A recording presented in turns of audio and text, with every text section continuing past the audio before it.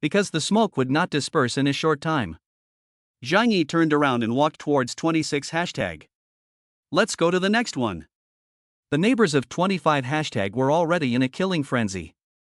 For the first time, they experienced such a pleasurable way of killing. The feeling of having the lives of others in their hands excited them, as they had been pent up for a long time. So a group of people followed Zhang Yi to the 26 hashtag Tianhaigang territory, howling. The people in number 26 were all watching this scene from a window. When they saw Zhang Yi and the others walking towards them, the group was scared out of their wits. Someone shouted from inside the house, "Zhang Yi, Huang Tianfang is dead. This has nothing to do with us. There is a mastermind behind this, you can't kill the innocent." Zhang Yi laughed heartily when he heard this. Wrongly killing a good person? Do you think you are good people? Zhang Yi narrowed his eyes, his gaze full of sarcasm. Which one of you living in this building hasn't killed 5 people? Besides, even if you are good people, what does that have to do with whether I kill you or not? Zhang Yi didn't care how many people were involved in the attack on him. As long as anyone is even the slightest bit suspicious, he will mercilessly eliminate them. In the end times, there is no room for mercy. Otherwise, you will bring disaster upon yourself in the future.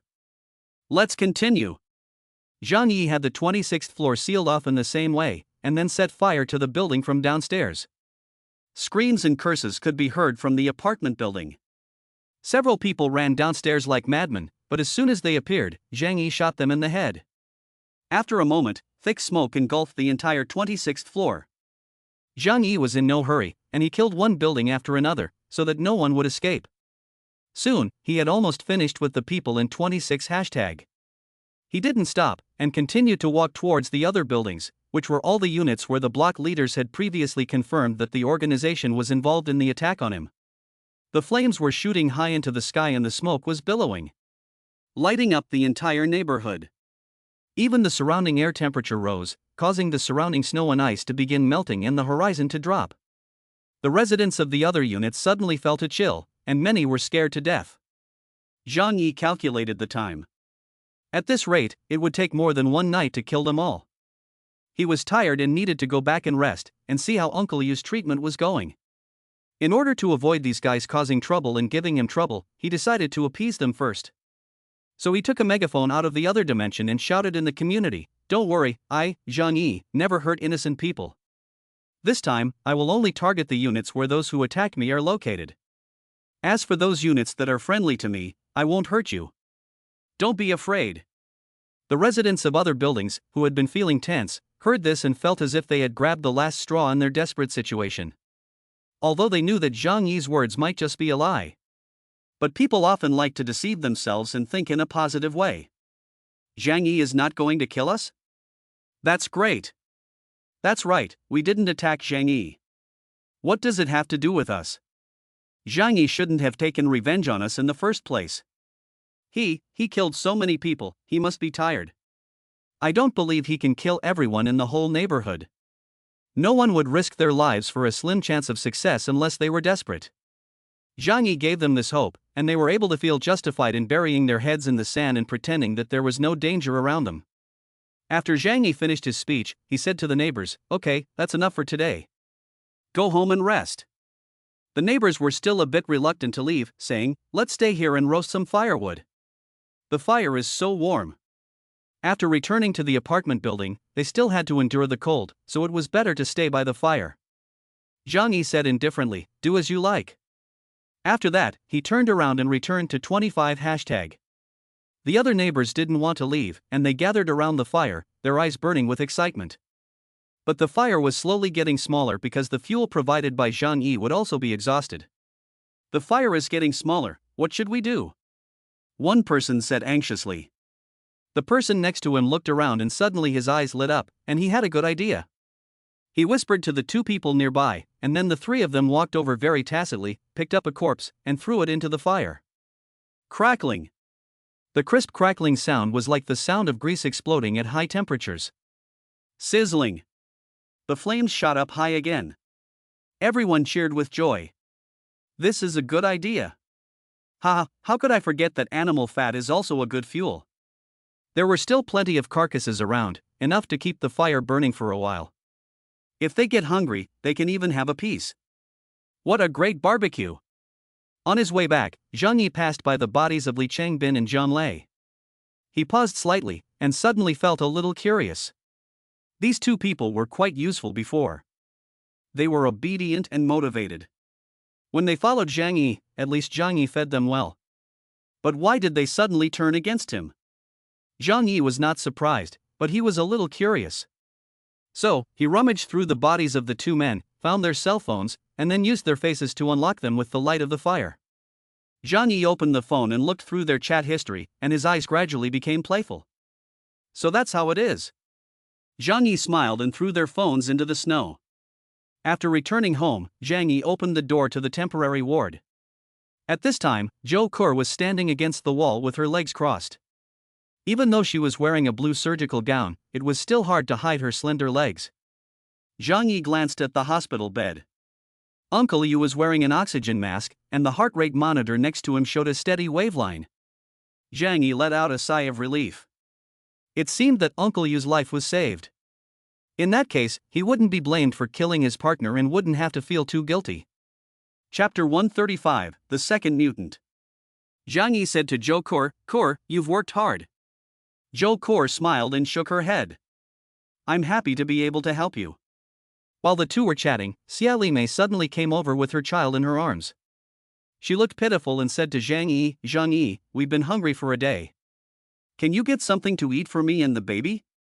Zhang Yi looked down on this woman with a mocking look in his eyes. If it weren't for Uncle Yu, he would have thrown this troublesome woman into the snowdrift long ago. But now she had successfully aroused Zhang Yi's disgust, so to Zhang Yi, she was already equivalent to a dead person. Zhang Yi still had other people to clean up, so for the time being, he would let her live. Zhang Yi didn't say much, and with a wave of his right hand, a box of noodles appeared in front of Xia Li Mei. "You can take these things to eat. After all, you are all Uncle Yu's family, I won't let you go hungry." Xia Li Mei was stunned by this scene. "What kind of magic trick are you doing?" Zhang Yi was too lazy to answer her. But he didn't care about letting Xia Li Mei know about his abilities. After all, how could a dead person reveal secrets? Zhang Yi hugged Zhou Kur and planned to take her back to her room to rest. After all, she had been operating for several hours and was very tired. At this time, Xia Li Mei followed up and said, "Is there anything to eat besides the noodles? I just saw eggs in the kitchen and chicken bones in the trash." Xia Li Mei looked weak, but her eyes were fixed on Zhang Yi. Zhang Yi was annoyed and said, "There's only instant noodles. Eat it if you like it." Xia Li Mei sensed that Zhang Yi was angry, so she took 2 steps back and whispered, "Oh, if you don't want to eat it, then don't. I was just asking. Instant noodles are actually pretty good." Zhang Yi helped Zhou Kur back to her room. Zhou Kur asked with a smile, "That's great, now we have one more problem in the family." Zhang Yi said indifferently, "It won't be a problem." Seeing that Zhou Kur's tired legs were weak, Zhang Yi put her on the bed and then reached out to help her take off her shoes. Zhou Kur's face turned red, and her black-covered toes curled up slightly, which was especially cute. "I've been standing all day, my feet might smell." "You don't smell? That's perfect." Zhang Yi's smile was a little evil. But seeing how exhausted Zhou Kur looked, he decided to let her off the hook for today. "How is Uncle Yu's health? How long will it take for him to recover? Or is it just a flash in the pan, and he won't last long?" Zhang Yi asked. Zhou Kur's eyes showed a strange look. She said, "He was seriously injured, and he lost a lot of blood, and we didn't have any blood packs to use. In fact, at first I didn't think he could be saved." Zhang Yi frowned. He hadn't thought about the blood packs before. After all, he was not a professional medical worker, so he could not have thought of everything. "So how did you save him?" Zhang Yi asked. Zhou Kur looked surprised. His heart rate was close to 0, but suddenly, his body seemed to have undergone some kind of change. The body's activity increased rapidly, and even the amount of bleeding from the wound was greatly reduced. She spread her hands, indicating that she didn't understand either. "I can't explain this either." Zhang Yi was shocked after hearing this. He was familiar with such extraordinary things because it had happened to him once. It is very likely that Uncle Yu has awakened some kind of superpower. In fact, after being reborn, Zhang Yi had considered this question. Gamma rays affected his genetic sequence, causing him to become a different person. So, apart from him, could there be others who have also been born with superpowers?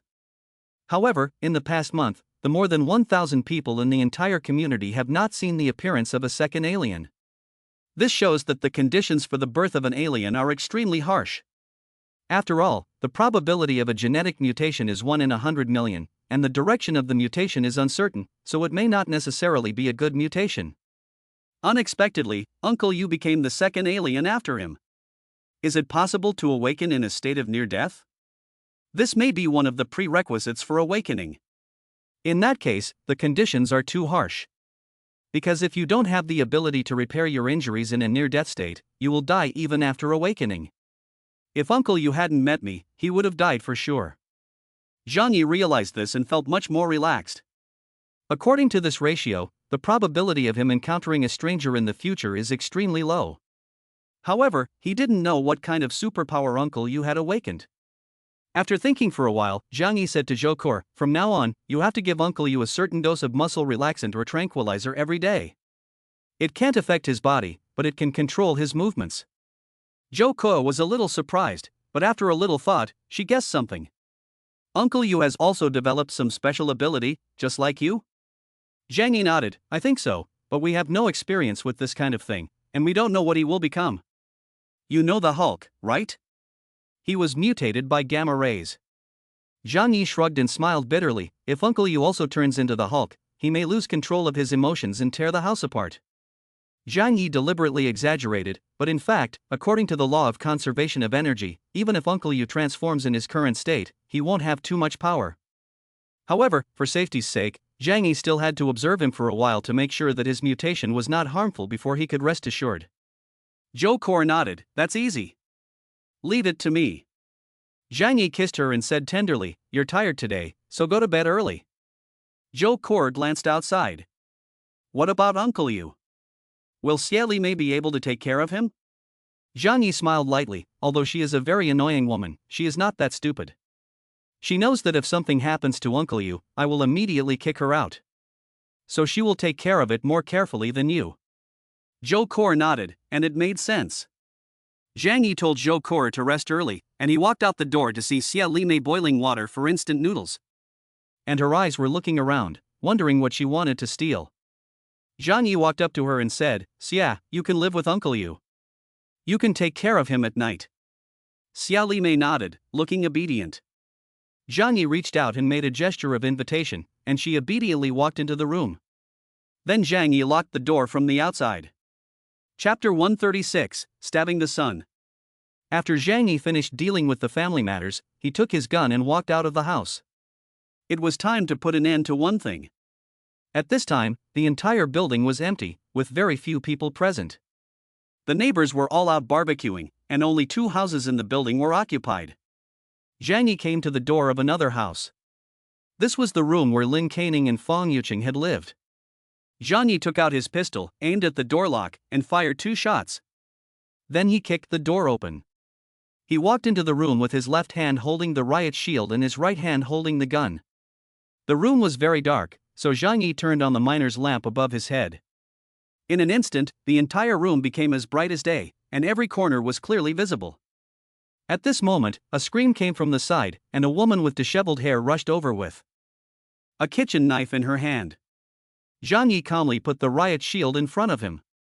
The chop was weak and feeble, and instead of making Zhang Yi feel much strength, the woman herself was thrown to the ground by the recoil. Zhang Yi turned around and looked at her, with a smirk of contempt and mockery on his lips.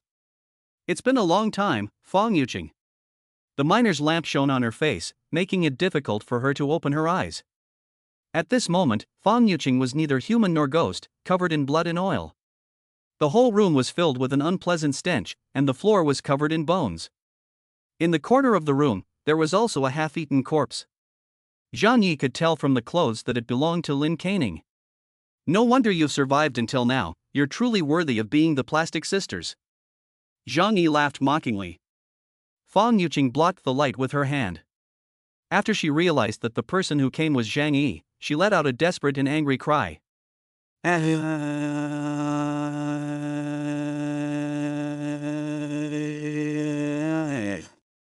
Zhang Yi, why aren't you dead? Why? Those trash, they are so many of them, they can't even kill one of you, they are really trash. Zhang Yi's mouth was full of sarcasm. Stupid woman, you thought you could kill me by secretly contacting Wang Chang and his men and turning Jian Lei and Li Changbin against me? You are so stupid. With a brain like yours, you deserve to be toyed with. She was the one who tipped off Wang Chang to let him ambush Zhang Yi in the snow. She was also the one who turned Li Changbin and Jian Lei against Zhang Yi and had them join forces with Wang Chang and Huang Tianfang to attack Zhang Yi. This woman is good at nothing else, but she is an expert in tea art. And green tea always knows what men are thinking and how to seduce them. Zhang Yi, I hate you. You are the reason for my current situation. Fang Yuqing knew that there was no hope of revenge, so she vented her emotions on Zhang Yi in a hysterical manner. You chased me for 2.5 years, but why did you suddenly stop? This is a shameless betrayal. If you can't even stand up to a little test like this, how can you say you love me? If you had just held on a little longer, I would have agreed to marry you. But why did you leave me for that bitch? I hate you so much, I wish I could kill you and that bitch myself. Fang Yuqing became more and more agitated as she spoke, and finally rushed up to hit Zhang Yi. Zhang Yi sneered, and without even needing to use his gun, he just raised the riot shield in his hand and knocked her to the ground. That bitch is so pretentious. Zhang Yi had nothing to say to this brain-dead green tea bitch. In the eyes of such a woman, everything a man does is wrong. He put away his pistol and took out a crowbar. He walked up to Fang Yuqing and smashed her wrists and calves with it. She was now so skinny that her bones would break at the slightest touch. The crisp sound of the cracking accompanied her shrill scream, and it was not bad, it was pleasant to the ear. Fang Yuqing's whole body was convulsing in pain, and her mouth became less hard. She wept and begged Zhang Yi. Zhang Yi, please spare me, I don't want to die. Please, let me go. Zhang Yi didn't say a word, but grabbed her by the hair and dragged her to the window in her wailing. Zhang Yi smashed the security window on the balcony with a crowbar.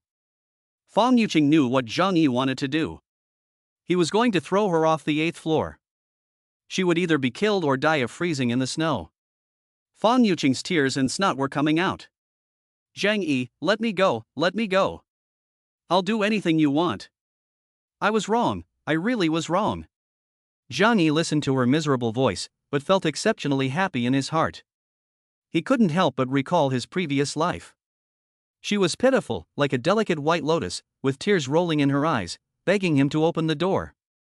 Then, what awaited him was a cruel and inhuman feast. You deserve it.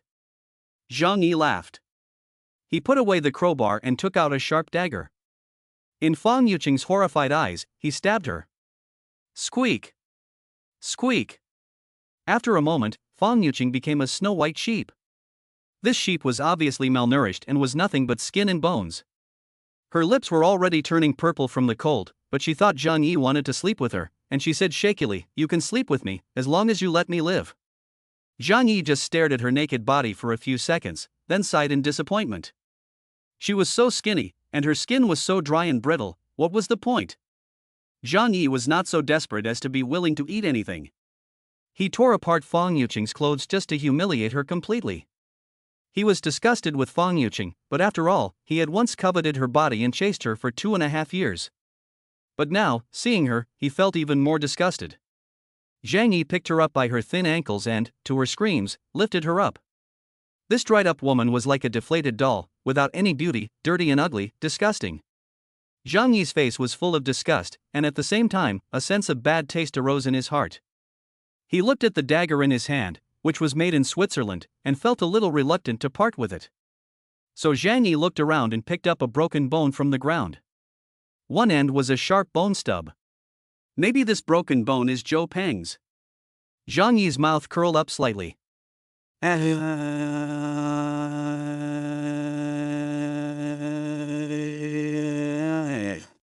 A piercing scream came from Fang Yuqing's mouth. She was struggling in Zhang Yi's hands, like a hen being boiled alive. Zhang Yi's mood improved a lot, and then he threw her out the window. At this temperature, it is needless to say how refreshing it is to fall naked on the snow. Zhang Yi looked down from the windowsill and saw that there was only a human-shaped hole in the snow. He sighed, "Am I too kind? It's really too easy to let her die like this."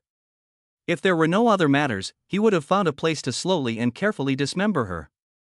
But now he has a lot of work to do, and there are too many people to kill, so he doesn't want to waste time on this woman. Zhang Yi turned around and left the room, saying as he walked, "I really am a kind and good person." Chapter 137, a $1 billion super shelter. After a night had passed, the next morning, Zhang Yi asked Zhou Core to have Uncle Yu check his body. The results of the examination took Zhou Core by surprise. She said to Zhang Yi, "The recovery is very good, and the speed of recovery is more than 10 times that of ordinary people." Zhang Yi was even more convinced that Uncle Yu had indeed awakened his superpowers. "I know. Take good care of him and make sure he gets better." He patted Zhou Core's perky buttocks and gave her a deep look. Zhou Core nodded in understanding, then took out a syringe from the medicine chest and slowly injected it into Uncle Yu's arm. Xia Limei saw that they were finished and came over with a smile to make a request. "Zhang Yi, I forgot to bring my charger. Can you help me carry it? Oh, and our baby's diapers." This woman was smiling and composed, and it seemed that she was planning to stay here for a long time. She felt that Zhang Yi owed Uncle Yu his life, so it was only natural that she should take care of him. And she is Uncle Yu's woman, so she must stay too. Zhang Yi glanced at Uncle Yu lying on the hospital bed. Although Uncle Yu was still in a coma, Zhang Yi remembered that people could hear things when they were in a coma. So he smiled and said to Xia Limei, "I have some urgent business to attend to outside. I'll help you out after I'm done." Xia Limei's smile became even more intense. "Well, don't forget." After providing them with food and water, Zhang Yi locked them back in the hut. He had a plan in mind to get rid of the annoying woman. Zhang Yi equipped himself and then called all the neighbors downstairs to prepare for the continued cleanup of the other units. The neighbors looked a little surprised. "Zhang Yi, didn't you say yesterday that you would only clean the units where the main offenders were?" Zhang Yi said with a smile, "Well, after my investigation yesterday, I found that people in several other buildings were also involved in the attack on me. Don't worry, Zhang Yi, won't go after innocent people, only the bad guys. After the operation is over, the entire neighborhood will be ruled by our unit. At that time, I will assign these buildings to you to manage." He spread his hands out, describing a bright future for the neighbors. "Only by getting rid of the vermin can we usher in a truly peaceful and happy life. Don't you agree?" After hearing Zhang Yi's words, many of the neighbors had happy expressions on their faces. They were also living in fear in Unit 25. If they could become block leaders in other units, wouldn't their lives be much better?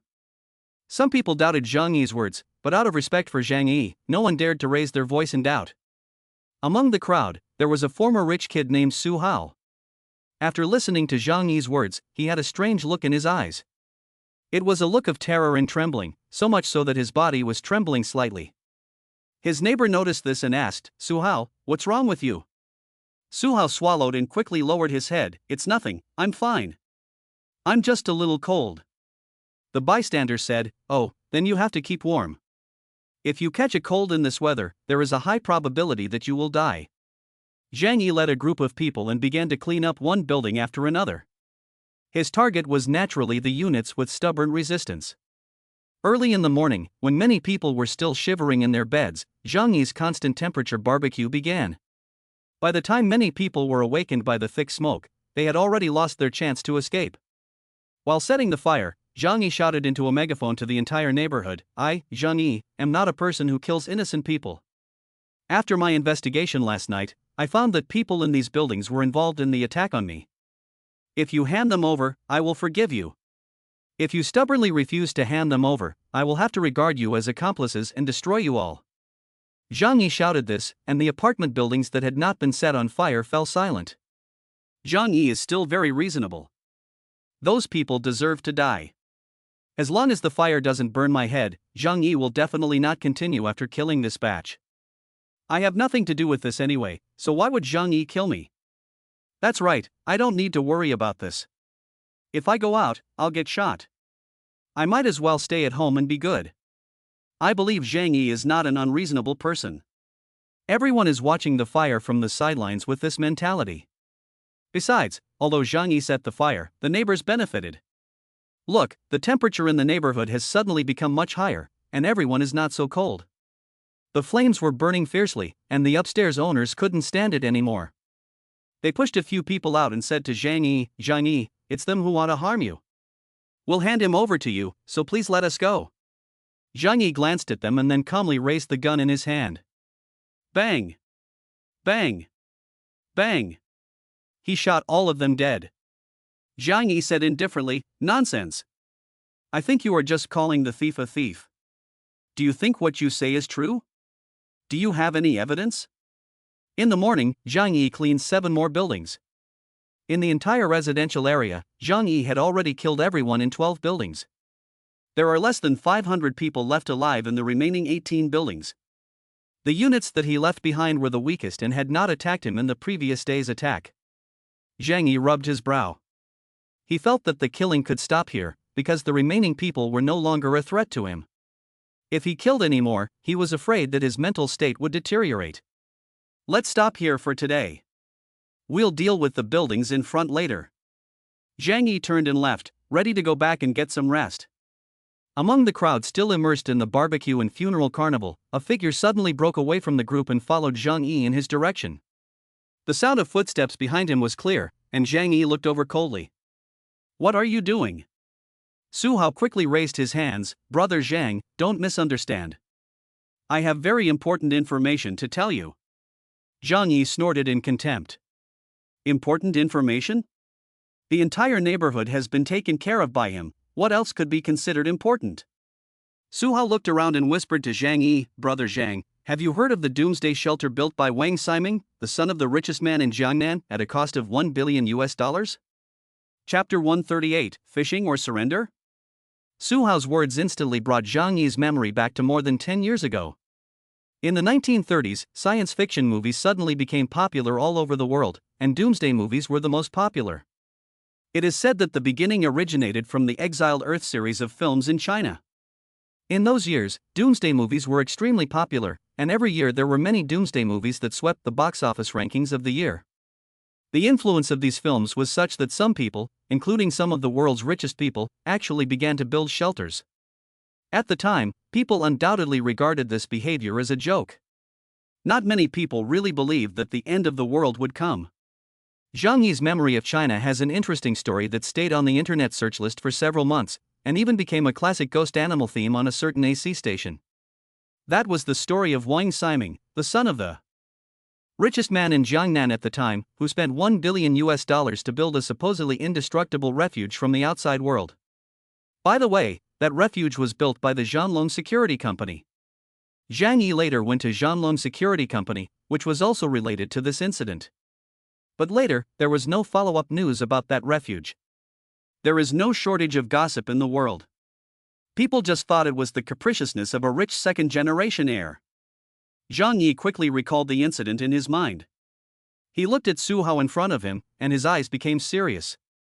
Do you know where that refuge is? If there really is a super safe shelter that costs $1 billion, it is undoubtedly one of the safest places in the world. Compared to Zhang Yi's safe house, which cost 8 million yuan to build, its safety level, interior space, and internal facilities are many times stronger. It is a real fortress for the end of the world, and it can withstand a nuclear bomb. Zhang Yi was also curious about whether such a place really existed. Su Hao looked around cautiously and then said to Zhang Yi, there are too many people here, let's go back and talk about it in detail. Zhang Yi nodded and let Su Hao walk in front of him. Su Hao had no objection, and in order to show his sincerity, he obediently led the way. The two returned to the 25th floor and then came to the room on the 8th floor. Zhang Yi closed the door behind him, leaned against the wall, and said to Su Hao with his hands on his chest, now that there is no one here, tell me everything. Su Hao didn't hide anything. He understood Zhang Yi's personality and didn't dare to be verbose. So he said directly, Wang Ximing's refuge is actually number 101 in the Yunk Manor.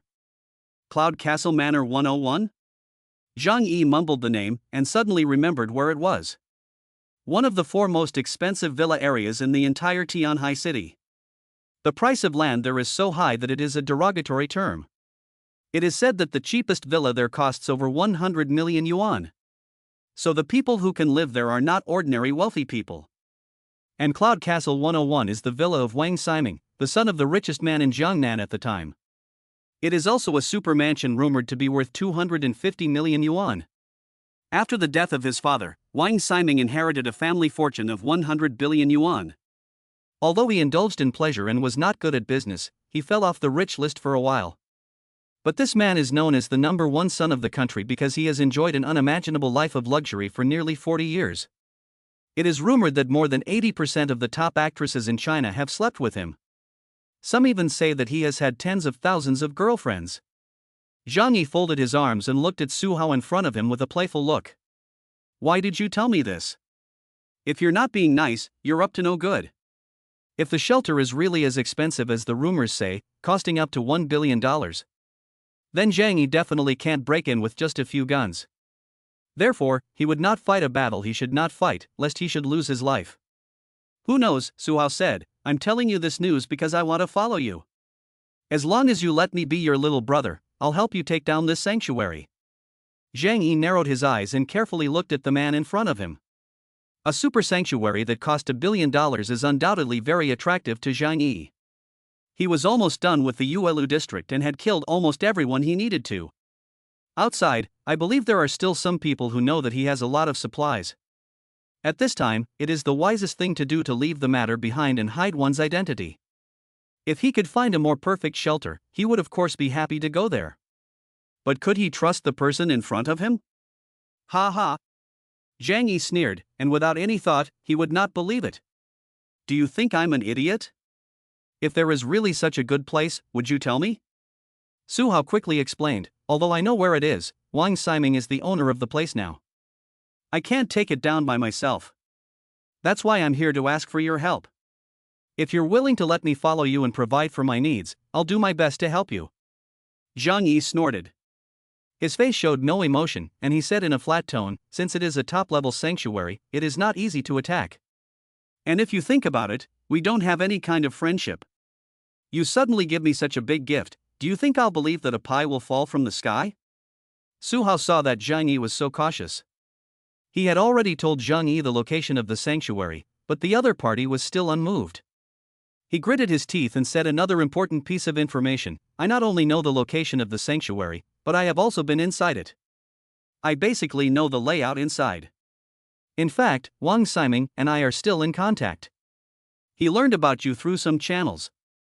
So, in fact, he took the initiative to ask me to lure you over, and then took the opportunity to snatch the supplies and snowmobiles from you. A murderous intent flashed in Zhang Yi's eyes. Su Hao hurriedly waved his hands to explain, but I refused him at the time. I wouldn't dare to even think about you. Zhang Yi sneered. His eyes were cold and staring at Su Hao, saying in a word, maybe you are playing fishing with me now. As soon as he finished speaking, Zhang Yi's pistol was pressed against Su Hao's forehead. I'm going to shoot you dead right now, Zhang Yi said coldly. Su Hao's legs trembled and he shouted in a hoarse voice, don't kill me, don't kill me. I'm telling the truth. You have to believe me. Bang! Chapter 139, The Prince's Tens of Thousands of Girlfriends.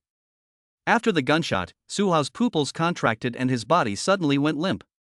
Zhang Yi's shot missed his head and only grazed his ear. This shot scared Su Hao out of his wits. He sat on the ground, breathing heavily. Brother Zhang, don't kill me, I'm telling the truth. Zhang Yi narrowed his eyes and slowly crouched down, staring at Su Hao's eyes and asked, give me an explanation that satisfies me. Let me believe that you are not setting me up with Wang Ximing. Then you still have a chance to live. Su Hao took a few deep breaths to calm himself down. He said, compared to being against you, I have a better chance of survival by following you, don't I? I've seen your methods, I'm not that stupid, I dare not be your enemy. In contrast, Wang Ximing, who has always lived in the shelter, is much easier to deal with. What's more, Su Hao said with a gnashing of teeth, compared to you, I hope Wang Ximing, that son of a bitch, will die. Zhang Yi's eyes flashed with a glint of brilliance. Oh, aren't you friends? Friends? Ha ha. Su Hao's smile was tinged with resentment and bitterness. I'm not his friend at all. In his eyes, I'm probably not much better than a dog. Su Hao explained the relationship between the two to Zhang Yi. Our family is one of the wealthiest and most influential in Tianhai. My father's listed company is worth billions, so I'm supposed to be one of the most eligible bachelors in Tianhai, right? But after Wang Ximing returned from abroad, the entire circle of Tianhai's rich second generation completely changed. Their family is far wealthier and more influential than ours. In front of others, I am the wealthy Su Xiao. But in his eyes, I am nothing. Zhang Yi smiled and said with interest, I remember Wang Ximing saying something. I don't care if my friends are rich or not, they're not as rich as me anyway. Su Hao nodded, that's right, that's the truth. Zhang Yi didn't quite understand. You hate him because he is richer than you? No, you don't understand our circle at all. Su Hao shook his head and explained to Zhang Yi. The Su family is in the building materials business, and the Wang family is our biggest patron. In other words, our whole family depends on the Wang family for our livelihood. So when Wang Ximing came back, I had to do my best to ingratiate myself with him and please him. Su Hao's eyes were filled with humiliation, and his fists were clenched. A rich young man who has been pampered for more than 20 years must feel humiliated to have to grovel and flatter others all day long. Even if he has his eye on my woman, I dare not complain, I must personally deliver her to his bed. Su Hao's face flushed with excitement. That's my woman, my woman. I have to send her to him for his enjoyment at the drop of a hat. Not just once, but several times, several times. Do you know that because of this, I have become a laughingstock in the entire Jiangnan second generation circle? Zhang Yi raised his eyebrows and was a little moved by this. A second generation rich kid from Jiangnan who is well known, but who gives his girlfriend to a bigger second generation rich kid to please him many times. What's the difference between this behavior and that of a pimp? No wonder Su Hao was so agitated. Speaking of women, Zhang Yi also asked curiously, I've heard that Wang Ximing's greatest hobby is beautiful women. Some people even say that he has had tens of thousands of girlfriends. Is this true? When Zhang Yi heard this rumor, he didn't believe it. After all, even if a person lives to be 100 years old, that's only 36,500 days. With so many girlfriends, he wouldn't be able to finish them all in a day. Su Hao laughed. Brother Zhang, don't blame me for speaking harshly. The rich really know how to have fun, and you ordinary people can't even imagine it. You think the lives of the rich in those online novels are already exaggerated and false enough, right? But compared to reality, they are still far from it. Zhang Yi's eyes became more serious. People always have a bit of a gossip complex. Oh? What do you mean? Su Hao smiled and said, Wang Ximing has more than tens of thousands of women around him, not just tens of thousands. Zhang Yi was stunned for a moment, then burst into laughter and scolded, What are you talking about? There is a limit to bragging, don't think that I don't know anything because I'm not a rich second generation like you. 100,000? Why don't you say 100 million? Zhang Yi felt that Su Hao was just playing with him. The famous licentious emperor Sima Yan in history only had tens of thousands of concubines. Because there were so many of them, he couldn't visit them all every day. He could only be pulled around in a sheep cart, and wherever he stopped, he would spend the night. Wang Ximing is only in his 40s now. If he has 100,000 women, doesn't that mean he has to play poker with hundreds of people every day? In that case, it would be a miracle if he could survive. Zhang Ge, I'm telling you the truth. I also said that you can't imagine the world of the rich. Su Hao smiled helplessly. Zhang Yi asked curiously, really? Then tell me in detail how these hundreds of thousands of people have survived. Su Hao explained seriously, how hard can it be? Wang Ximing has people around him who are looking for women for him all over the country. These women range from high to low in status and are of all kinds.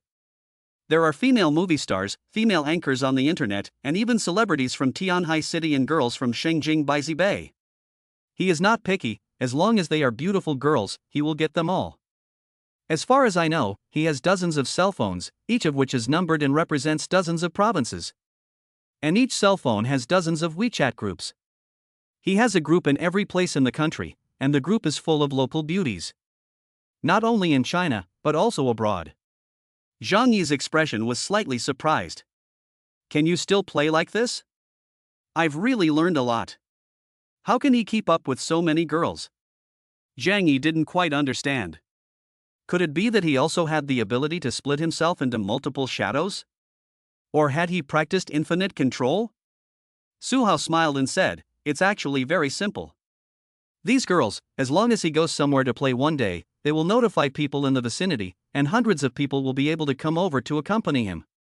Even if he doesn't go there on weekdays, as long as he wants to play, it's just a matter of a message to parachute in from all over the country. By the way, have you seen those videos of girls writing on their bodies online? What's up? Congrats to EDG for winning the championship. Where do these videos come from? For example, Wang Siming gives an order in the group, and they will immediately give you all kinds of performances. Not to mention writing on the body, there are even bigger ones. Usually, they throw red envelopes into the group, and each time they do, it's worth tens of thousands of dollars. The girls who grab the biggest red envelopes send out videos. Zhang Yi was also full of emotion. I never thought that rich people could play like this. I understand. To put it bluntly, he has a reserve team of girls. It's hard to say whether they'll be used or not, but it's like having a pet. You can use them when you need them, right? Su Hao nodded. That's the way it is. After all, people's money can't be spent in 10 lifetimes, so they have to find a way to spend it. He also said humorously, this is also a kind of redistribution of social wealth, isn't it? Zhang Yi took a deep breath and shook his head slightly. I finally understand why there are so many leftover women in big cities. Chapter 143 Conditions. Su Hao's words have given Zhang Yi a glimpse of the life of the top second generation. But that doesn't matter now. After the gossip was over, Zhang Yi stared at Su Hao and asked lightly, tell me what you think. If I agree to cooperate with you, how will you help me? Su Hao felt that things were looking up and suddenly became more energetic. I still have contact with Wang Siming. After I told him about you, he was also very interested in the supplies and snowmobiles you have. So, we can stage a play. Pretend that I trick you over there, and then let Wang Siming open the door. At that time, hey, with your skills, it won't take you a minute to kill him, right? Zhang Yi thought for a moment, staring at him and asking in return, if Wang Siming's shelter is really worth $1 billion, does he still need to covet the supplies in my hands? Zhang Yi had also seen science fiction movies. Usually, in such large shelters, the stockpiled supplies could be used for at least a dozen years. It's not like it's been a month and there's already a shortage of supplies. Su Hao scratched his head and looked amused. But, this shelter has been built for 10 years.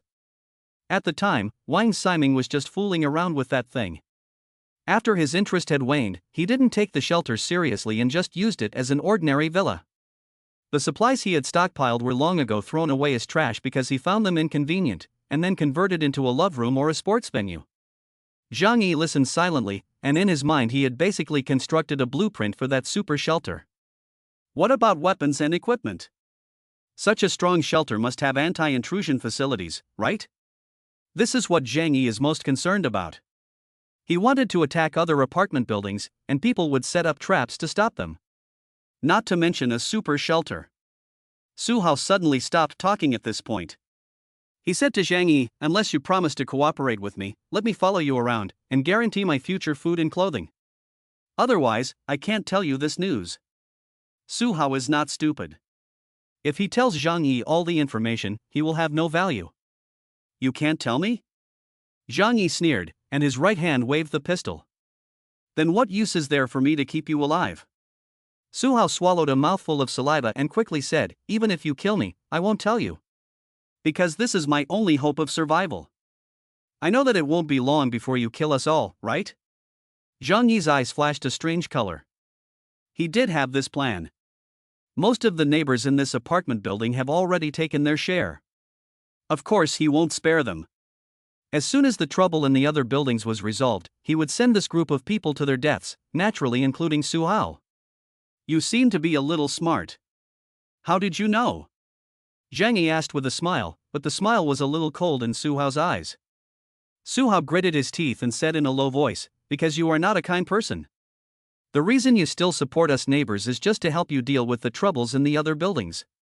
Now that the people in the other buildings who were a danger to you are almost all dead, you won't be so kind as to continue to feed us. Zhang Yi slowly lowered the gun in his hand. Su Hao was right. This guy is indeed a little smart. Su Hao said, so, instead of waiting to die, I might as well fight. Use the information in my hands to exchange for a chance to live. Zhang Yi narrowed his eyes and looked at Su Hao in front of him. He was weighing the pros and cons in his mind. If Su Hao is right, the super safe house worth $1 billion is more secure than his safe house, and it has all kinds of living facilities, such as farms, swimming pools, gyms, and even love rooms. If Zhang Yi could take over this place, his quality of life would definitely improve dramatically. However, the risks involved must be considered. First, Zhang Yi does not trust Su Hao. No matter how much he says, Zhang Yi can't trust someone who doesn't have a good relationship with him. And from Zhang Yi's impression of Su Hao himself is unreliable. If trust between the two of them can be established, that is the most important thing. It must be ensured that Su Hao will not deceive him. Second, even if what Su Hao said was true, the risk of action was still unknown. Zhang Yi has his own safe house, and it is with it that he has killed dozens of neighbors who wanted to storm it. And Wang Ximing's shelter is at least hundreds of security levels higher than his safe house. It is a bomb-proof shelter, which Zhang Yi's existing weapons cannot break through. Zhang Yi remained silent, and Su Hao waited nervously not far away. This waiting process is undoubtedly a great ordeal for Su Hao, because he knew that if Zhang Yi refused him, the result would be to kill him immediately. But he had no other way out. Unless he could get on Zhang Yi's good side, he would be dead sooner or later. After a long time, Zhang Yi made a decision in his heart. He looked at Su Hao and said coldly, "I can promise to let you follow me around. But there are a few conditions you must follow." Su Hao's tense body suddenly relaxed, and he was ecstatic. He had won the bet. Su Hao nodded repeatedly. "Okay, you go ahead." Zhang Yi said, "First, you must give me a clear explanation of the situation inside the shelter, especially the safety devices and the firepower." Su Hao quickly said, "Of course, after the shelter was built, Wang Ximing invited many people to visit it to show off. I was one of them." Zhang Yi nodded. "Second, I need you to help me kill someone. This is even easier. It's the end of the world, what's the big deal about killing a person?" But Su Hao was a little strange. "Who do you want to kill? Do you still need me?" Zhang Yi smiled lightly. "It's someone I can't kill. Anyway, just wait for my news." Su Hao did not hesitate for a moment. Killing just one person was like submitting a declaration of loyalty. The deal was too good to pass up. "Then, there is one last condition." Zhang Yi's smile became a little strange, and Su Hao couldn't help but swallow. "What?" Zhang Yi said, "Go upstairs. I'll get you something." Su Hao didn't know what Zhang Yi was talking about, but he still obediently followed him to the stairwell on the 24th floor. "I'm going to get something. Don't move from here." After Zhang Yi finished speaking, he went into the room alone and left Su Hao there. Chapter 141 Poison. After waiting outside for a few minutes, Su Hao heard the sound of the door opening. He hurriedly looked out the door and saw Zhang Yi walking over with a silver suitcase. Su Hao's eyes fell on the suitcase, and he only felt that it looked very mysterious, not knowing what was hidden inside. Zhang Yi walked up to Su Hao and said calmly, "Do you know what I used to do?" Su Hao was stunned for a moment, then shook his head. In the past, he was a rich second generation, while Zhang Yi was just an ordinary young man who could be seen everywhere in the neighborhood. Why would he care who Zhang Yi was? Zhang Yi continued, "In the beginning, I was a boxer. In 2041, I won the championship in the first Southeast Asian freestyle fighting competition. In 2042, he defeated the Sakura Heavy Artillery, Lei Long, and then swept the Sakura Karate Masters for 3 consecutive years. Later, he joined the French mercenaries and participated in battles in the Middle East for many years, earning the nickname Half a Fox. Tired of the fighting and killing in the underworld, I returned to my homeland. Now I am an ordinary killer and warehouse manager." Su Hao was shocked to hear that the man in front of him had so many hidden identities in addition to his good looks. Su Hao thought to himself, no wonder his marksmanship is so good and he never hesitates to kill. I said it, this man is either a retired urban soldier or a professional killer. Sure enough, it is. This is a real big shot. If you can hang out with him in the end times, you will definitely survive. Zhang Yi opened the silver suitcase in his hand while he was talking. When I was a mercenary, I often had to deal with difficult prisoners. So we had special methods for dealing with people who were hard to deal with or who had bad intentions. He said this while staring at Su Hao. Su Hao's body was tense and he was extremely scared. He only saw Zhang Yi open the suitcase and take out a syringe with a blue liquid inside. The deep blue color made Su Hao think of poison. This scene has been seen in movies more than once. The fear in his heart made Su Hao back away repeatedly. Brother Zhang, what are you doing? Zhang Yi smiled and walked towards him with the syringe in his hand. This is a kind of slow-acting poison that we often use. It takes a week for the effects to kick in, and if there is no antidote, you will die for sure. If you want me to believe you, then let me give you a shot. Don't worry, as soon as we take down Wang Ximing's safe house, I'll give you the antidote. Su Hao's eyes widened. What? It really is poison. No, don't come any closer. Zhang Yi was too lazy to waste time arguing with him. It's up to you. You'll be shot whether you like it or not. After saying that, he held Su Hao down and pushed him up against the wall. Then he pulled off his pants and slowly but firmly inserted the needle into his butt. Su Hao shed tears of humiliation. Zhang Yi finished quickly, put away the needle, and said to him with a smile, "From now on, you are my man." Su Hao shakily pulled up his pants. Suddenly, his head swirled and he fell to the ground.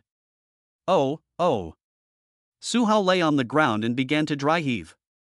He was in terrible pain, dizzy, dry heaving, chest tightness, and even his breathing was not smooth.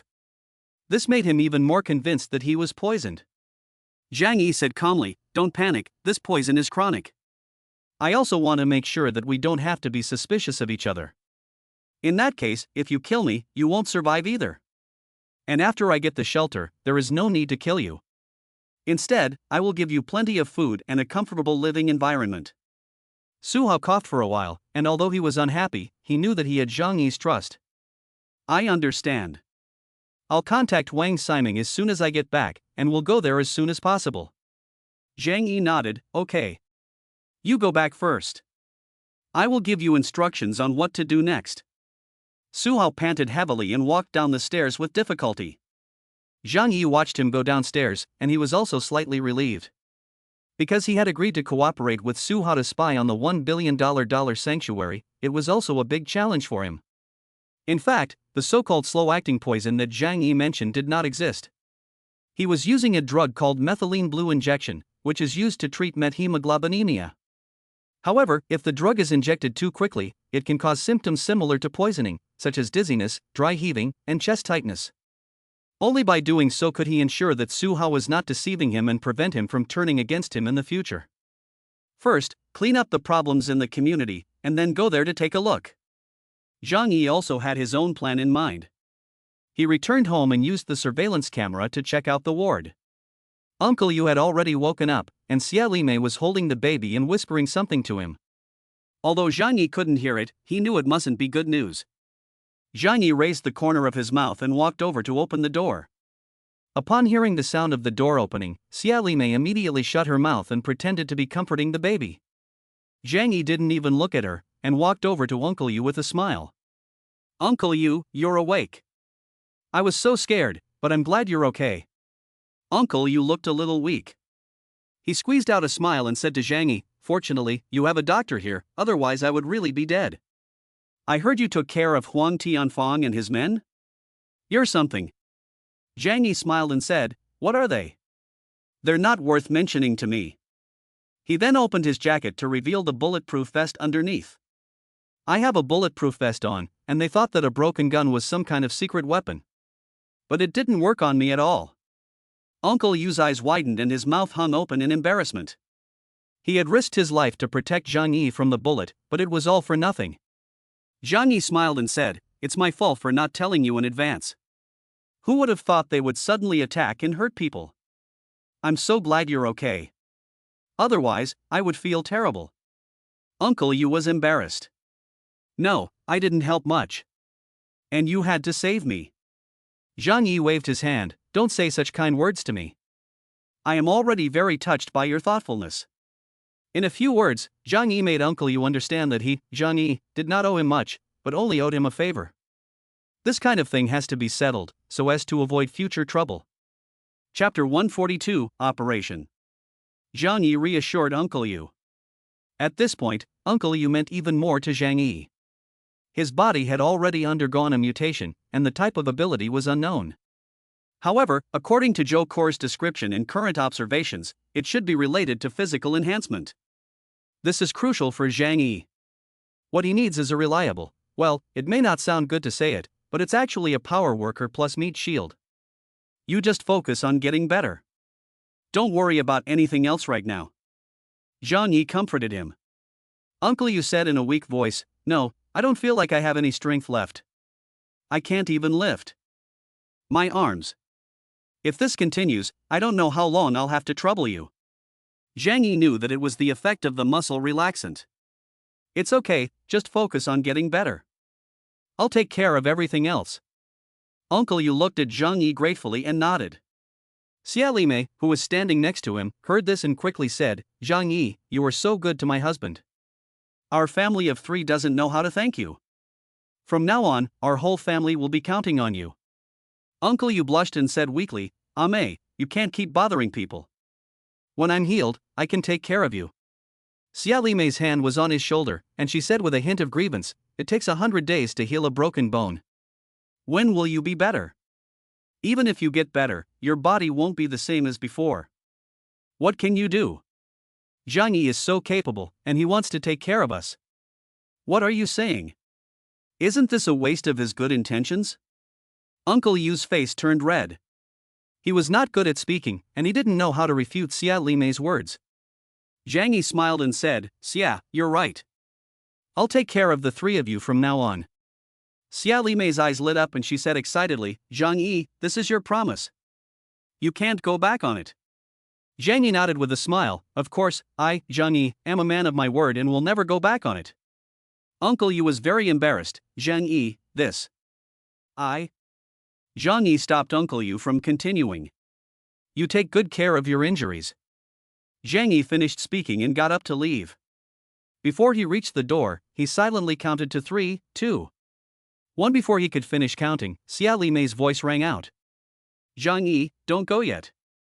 I have something to tell you. Zhang Yi's mouth curled up slightly. Xia Lime had been locked in the room for a day. Although he provided food and hot water, people are always greedy, and she would certainly have more demands. And when she came over, she didn't bring any supplies for herself or her child. She must go back to get her things. Zhang Yi turned his head and asked with a smile, Sister Xia, is there anything you need? Xia Lime said, Zhang Yi, we've been here for a day. The phone is out of battery and can't be charged, and the baby's diapers need to be changed. Can you go get it for me? Zhang Yi smiled helplessly. Sister Xia, I've been busy all day and I'm really tired. You know, I'm always fighting and killing, and not only is my body tired, my spirit needs rest too. And I don't know where things are at Uncle Yu's house or yours. Why don't you go get it yourself? Xia Lime hesitated after hearing this, and she turned her head to look at Uncle Yu on the bed, feeling a little relieved. She pretended to be joking and stared at Zhang Yi and said, when my sister comes back later, you mustn't refuse to let her in. Zhang Yidao, hey, look at what you're saying. Am I that kind of person? Uncle Yu is still here. If I don't open the door for you, what would I be? Xia Lime smiled slyly and suddenly shoved the baby in her arms into Zhang Yi's arms. Okay, you take care of the baby for me. I'll be back soon. Xia Lime thought that neither Zhang Yi nor Zhou Kor could take care of the baby, so as long as she left the baby, Zhang Yi would have to let her in. Zhang Yi saw through this little trick. He sneered in his heart. What, you think I can't throw this baby away? On the surface, he was smiling, no problem, but you have to come back soon. I'm afraid I can't take care of the child. Xia Lime smiled proudly, don't worry, I don't want to stay outside either. I can't bear to leave such a nice place. She looked at the comfortable house, her eyes full of satisfaction, as if she were looking at her new home. Zhang Yi opened the door for Xia Lime, and she went out. Zhang Yi closed the door and looked down at the baby in the swaddling clothes. It was a little white and tender baby, with skin as soft as water. Zhang Yi was touched when he saw her. He couldn't help but reach out and touch the baby's little face. It was cool, like a piece of tender jelly. Zhang Yi took a deep breath. He still couldn't bring himself to do it to a child. Go find a woman to adopt you. Zhang Yi took out his cell phone and sent a message to Su Hao, then he held the child and returned to the ward to chat with Uncle Yu. After Xia Lime left Zhang Yi's house, she suddenly felt a piercing coldness. She shivered and quickly put on cold, she went back to get something. Zhou Kor had no choice but to take the baby from Zhang Yi's hands. But they were both new at this, and she couldn't calm him down. Suddenly, Zhang Yi thought of something and said, "Could it be that she wants to change the diaper?" Zhou Kor also suddenly realized. She opened the swaddle and sure enough, the baby's diaper was almost full. Zhang Yi coughed, then silently stepped back 2 meters, and at the same time took out a bag of diapers from another dimension and placed it on the ground. "Here you go." Zhou Kor was speechless, but looking at the baby in her arms, who was crying nonstop, she had no choice but to try to change her diaper. After half a day of hard work, Zhou Kor finally changed her diaper, and sure enough, her crying slowly subsided. Zhang Yi took Zhou Kor to Uncle Yu's ward and they chatted together, and Zhou Kor helped Uncle Yu check his body. Zhang Yi asked Uncle Yu, "Uncle Yu, do you feel any changes in your body? Anything that is different from normal?" Uncle Yu shook his head weakly. "I don't have any energy. I just feel itchy where the wound is." Zhou Kor said, "That means your wound is healing, which is a normal phenomenon." Zhang Yi at least got some information. Uncle Yu's supernormal ability is not particularly resistant to medicine and can also be affected. After chatting for a while, more than half an hour passed, but Xia Limei did not return. Uncle Yu couldn't help but worry. Why isn't she back yet? Upon hearing this, Zhang Yi's pupils suddenly contracted, and he said in a low voice, "Could it be that she's in danger?" He quickly stood up and said worriedly, "It's very chaotic outside now, and people are killing each other between buildings. Yesterday, Jiang Lei and Li Changbin even attacked me. It's hard to guarantee that there are no traitors among the remaining people." "No, Sister Xie is in danger." Zhang Yi's face was tense. Uncle Yu also said worriedly, "Zhang Yi, you go and take a look. Don't let anything happen to her." Zhang Yi nodded, "But you take care of Uncle Yu and the children." "I'll go take a look." After saying that, he quickly turned around and left the ward.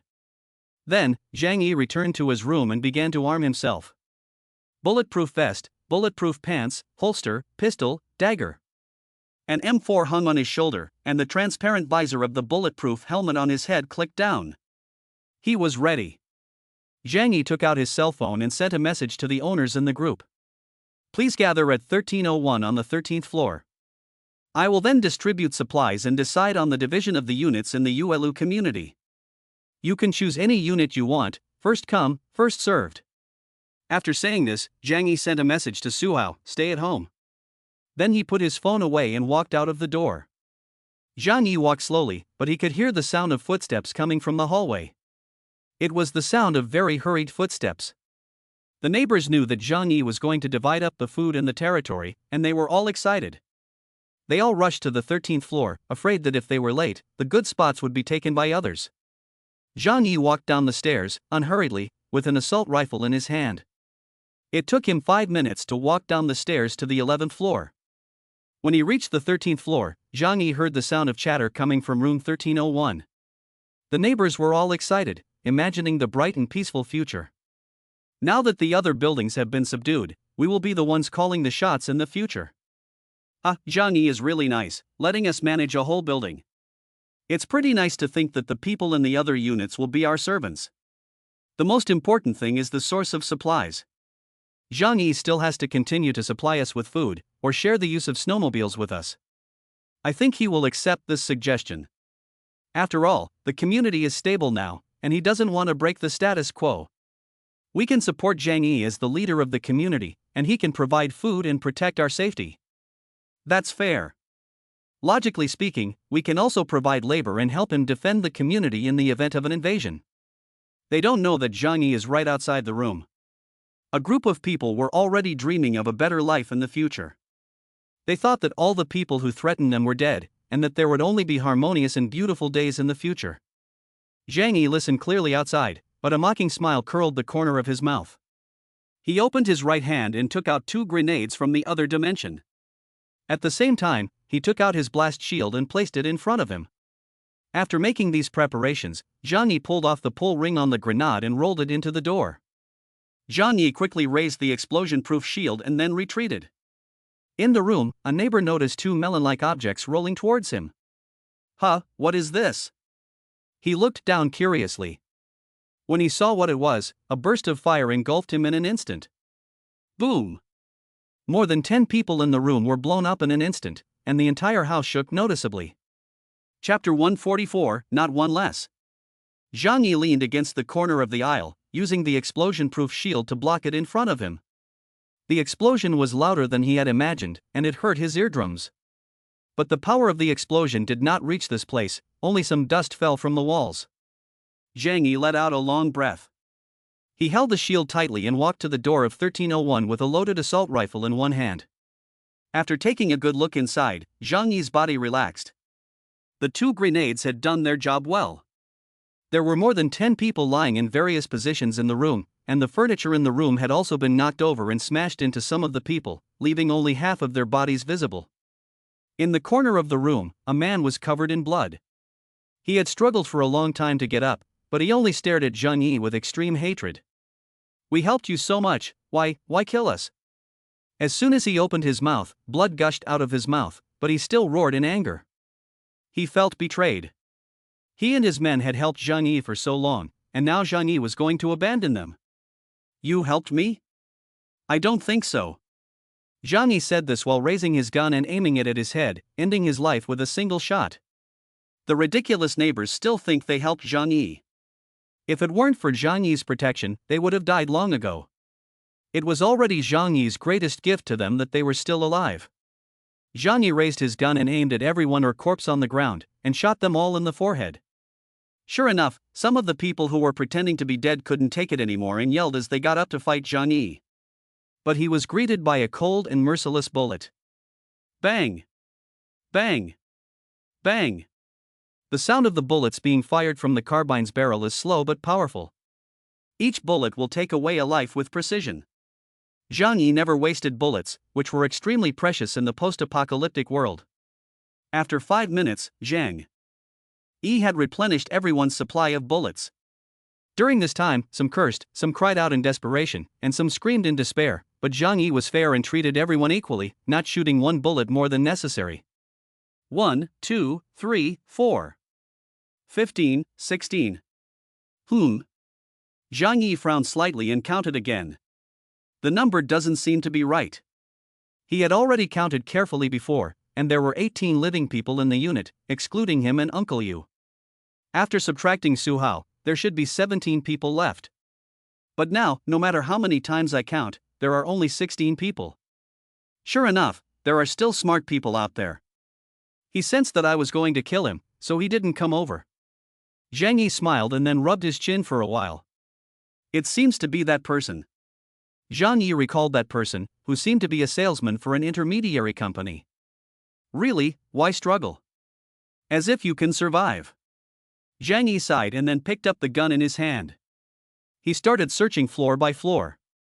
Zhang Yi knew where the man lived, so the scope of the search was greatly reduced. An hour later, Zhang Yi found him in a kitchen cupboard. "Do you think you're very clever?" Zhang Yi asked with a hint of sarcasm. With his desperate eyes, Zhang Yi gave him a feeling of having his mind blown. At this point, there were only 5 survivors left in the entire 25th floor. The murderers who broke into Zhang Yi's room and ate him alive have all been killed by him. Although Su Hao was an outsider, he had died even more tragically than Zhang Yi in his previous life. Who let this rich second generation spend money on supplies in the group so openly? Following the path of his previous life, their family was the first to be attacked. Zhang Yi's road to revenge is finally over. There was no obstacle in his heart, and he felt that the whole world was much clearer and more transparent. Even breathing became incredibly smooth. It feels so good. Zhang Yi may let out a long breath. And from now on, there will be no one in Yuelu community who can threaten him. In the days to come, he would enjoy a good life. Of course, the prerequisite is that he and Su Hao first take down Wang Siming's so-called bomb-proof doomsday shelter. Then he would leave the area and completely lose his whereabouts. Zhang Yi put the assault rifle on his back and returned home. Before he went to Uncle Yu's room, he had already put on a sad expression. "Uncle Yu, I have some bad news for you." "Sister Xie." Zhang Yi clenched his fists and let out a heavy sigh. Uncle Yu already knew what had happened and asked in disbelief, "What happened to Xie Limei?" Zhang Yi said, "The neighbors have actually been dissatisfied with us for a long time. They have secretly colluded with people from other buildings to get rid of you and me. Then they will take away the supplies in our hands and my house. Although I killed Zhang Lei and Li Changbin, there were still traitors among the rest.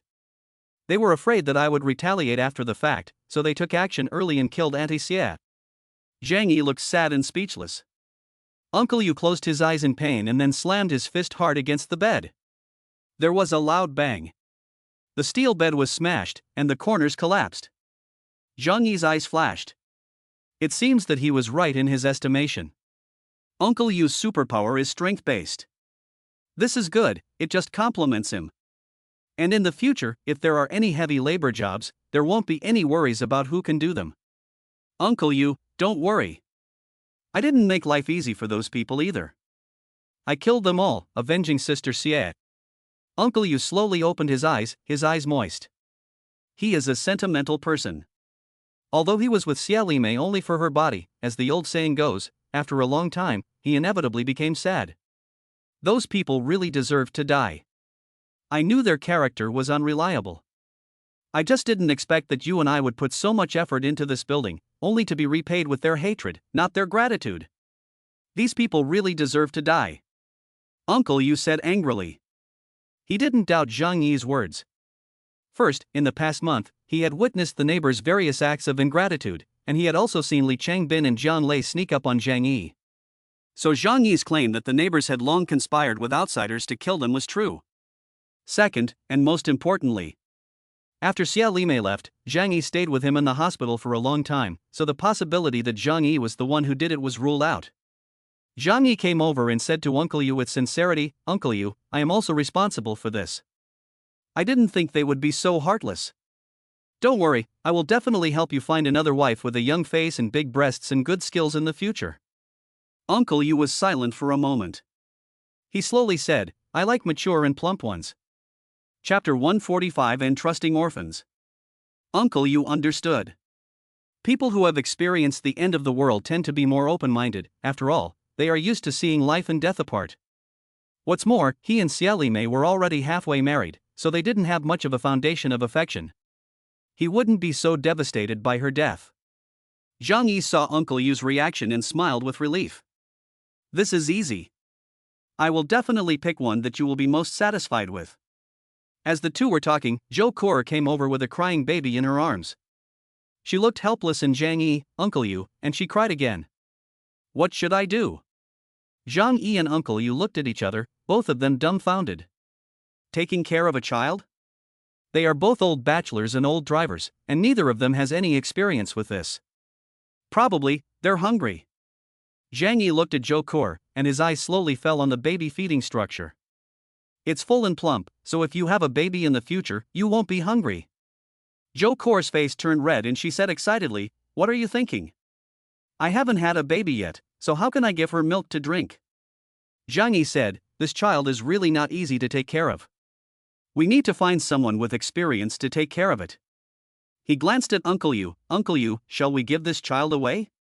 When Xia Limei was still alive, Uncle Yu could take care of the child for her sake. But now that Xia Limei is gone, would Uncle Yu help raise the child? Wouldn't that be a pure and simple source of resentment? Uncle Yu is not a brain-damaged person, so he wouldn't do such a stupid thing.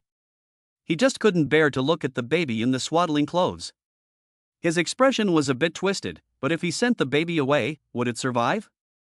Zhang Yi nodded and said with certainty, "Don't worry, after this battle in the community, it will be difficult to have large-scale conflicts in the future.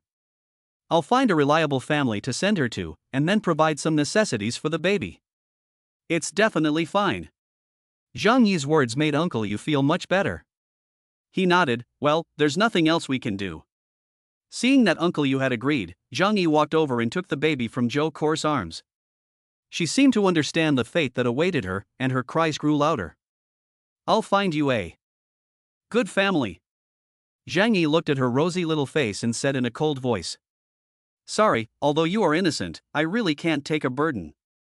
There are too many innocent people who die tragically in the world. It's the world's fault." Zhang Yi knew that after giving the child away, the probability of her surviving was no higher than 1%. Not only did he know, but Uncle Yu also understood. But in life, sometimes you have to learn to be ignorant. If you can pretend to be ignorant, you will face fewer problems. It is shameful to run away, but it is useful. Just like Zhang Yi.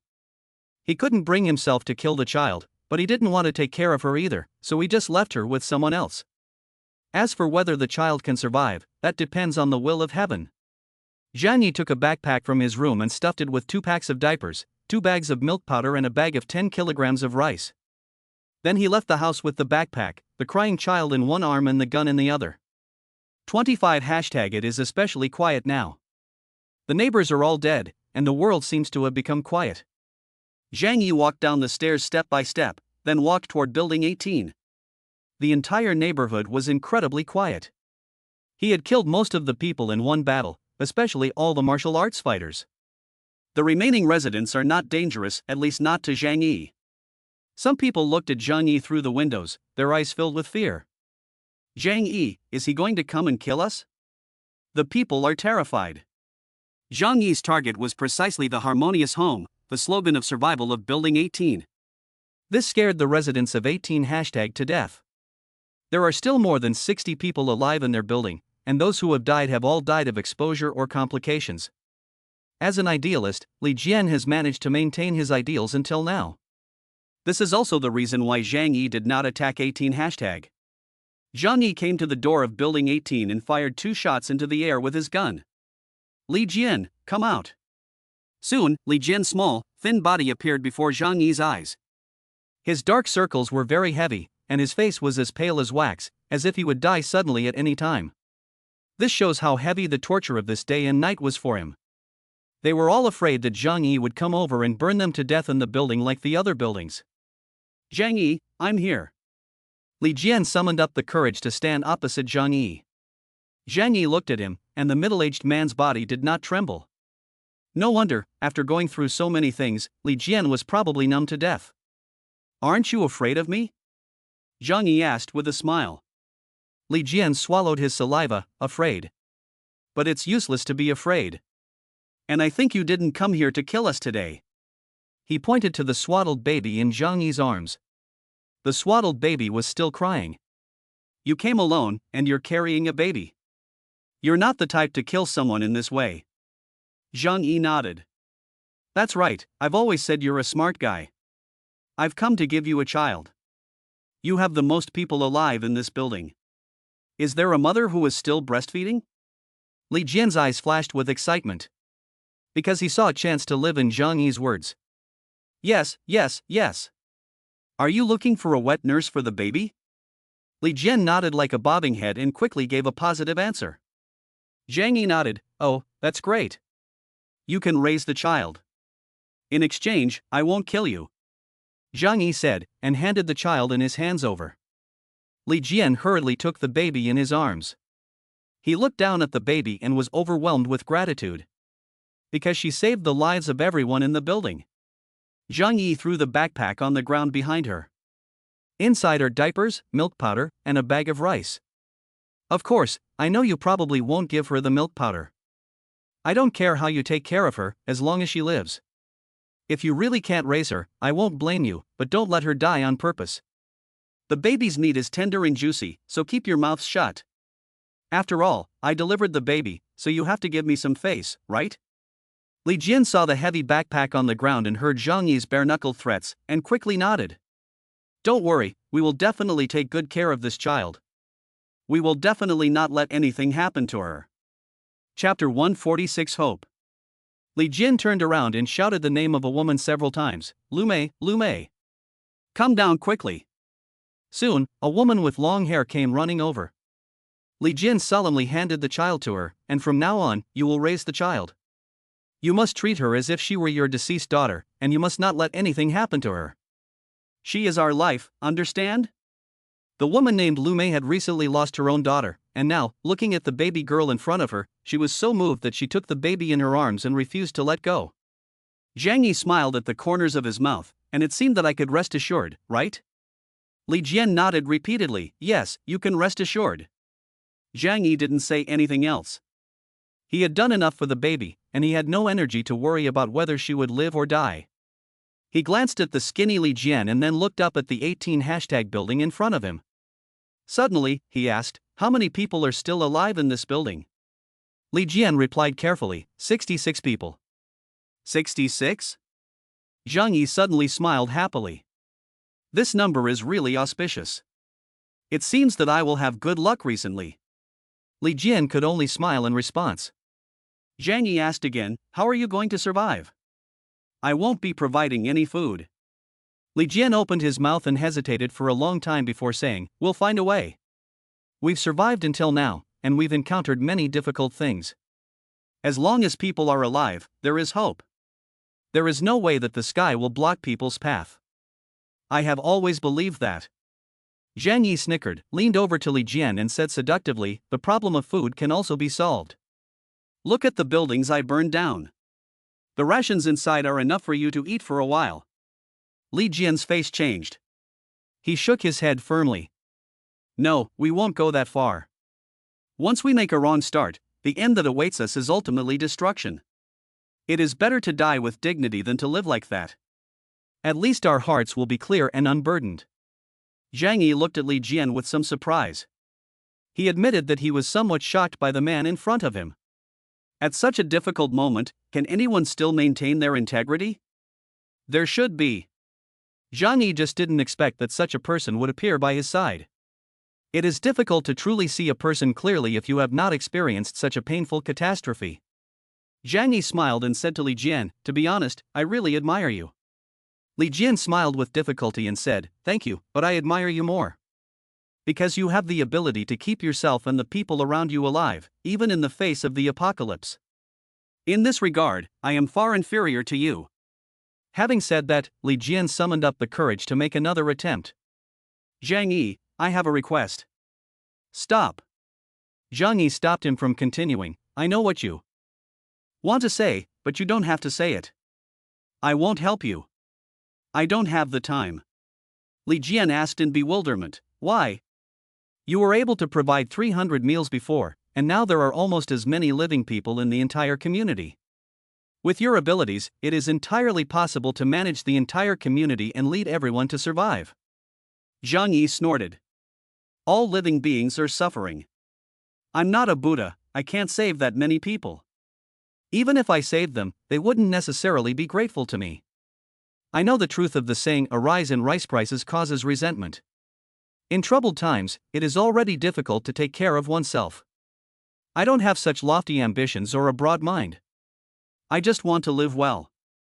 Li Jian's face turned pale when his last hope was shattered. Although he had said very well, saying that there is no way that the heavens will not help people, but judging from the current situation, it is indeed difficult for them to survive for long. Zhang Yi looked at him and suddenly said, in life, everything depends on oneself. You, more or less, have touched me. Let me believe that there is still a glimmer of humanity in the end times. So don't say I didn't give you a chance. Zhang Yi pretended to reach into his large pocket, and after a bit of fiddling, he pulled out a bag of corn seeds. He threw the corn seeds on the ground and continued to dig in his pockets.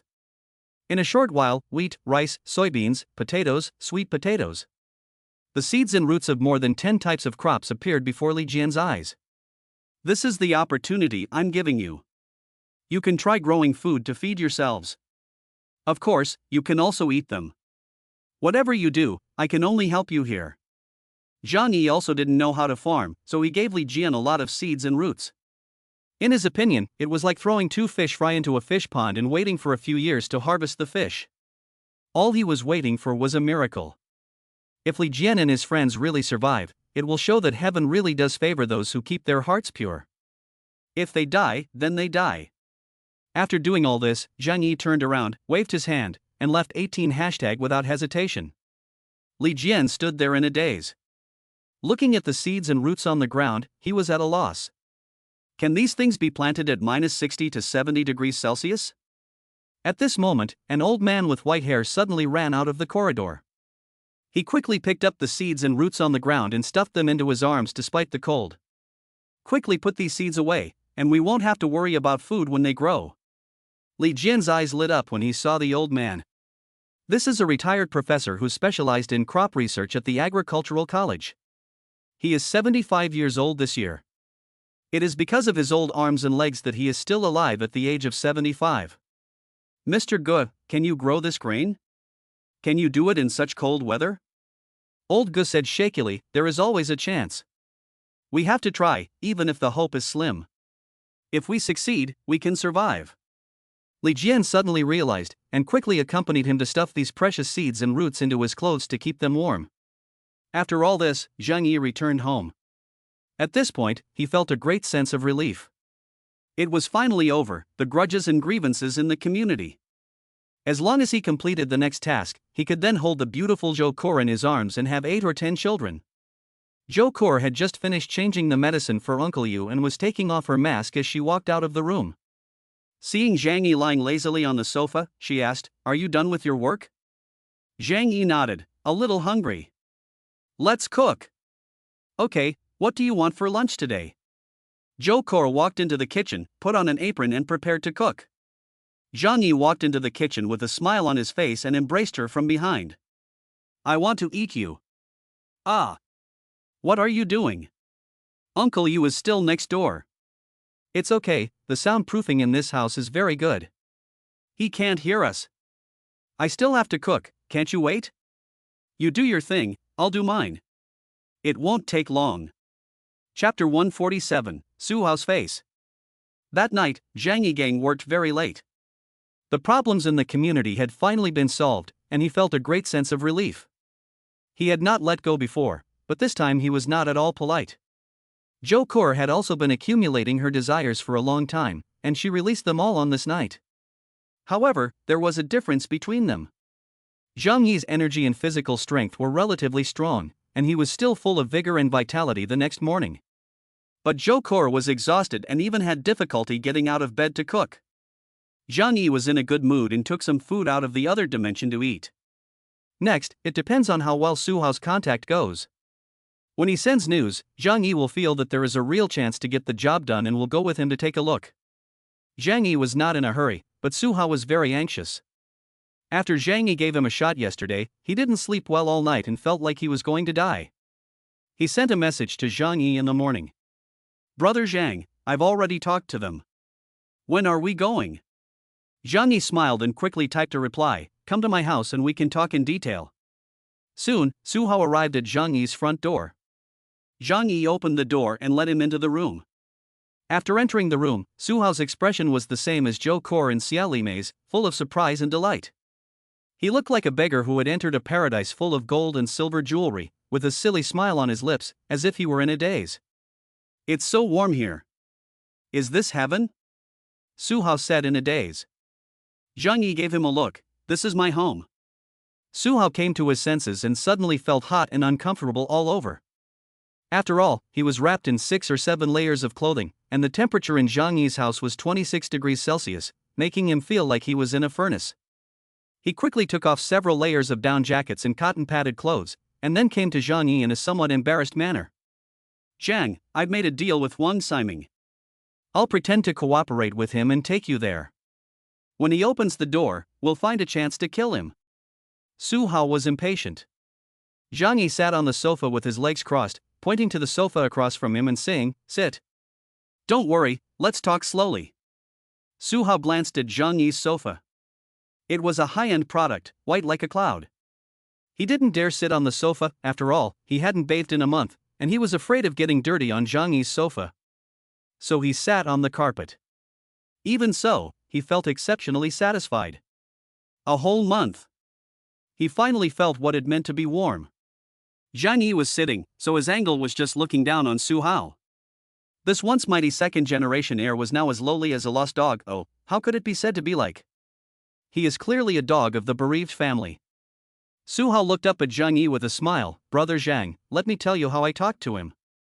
Zhang Yi smiled and extended his hand to Su Hao. "Don't bother, I can see it myself."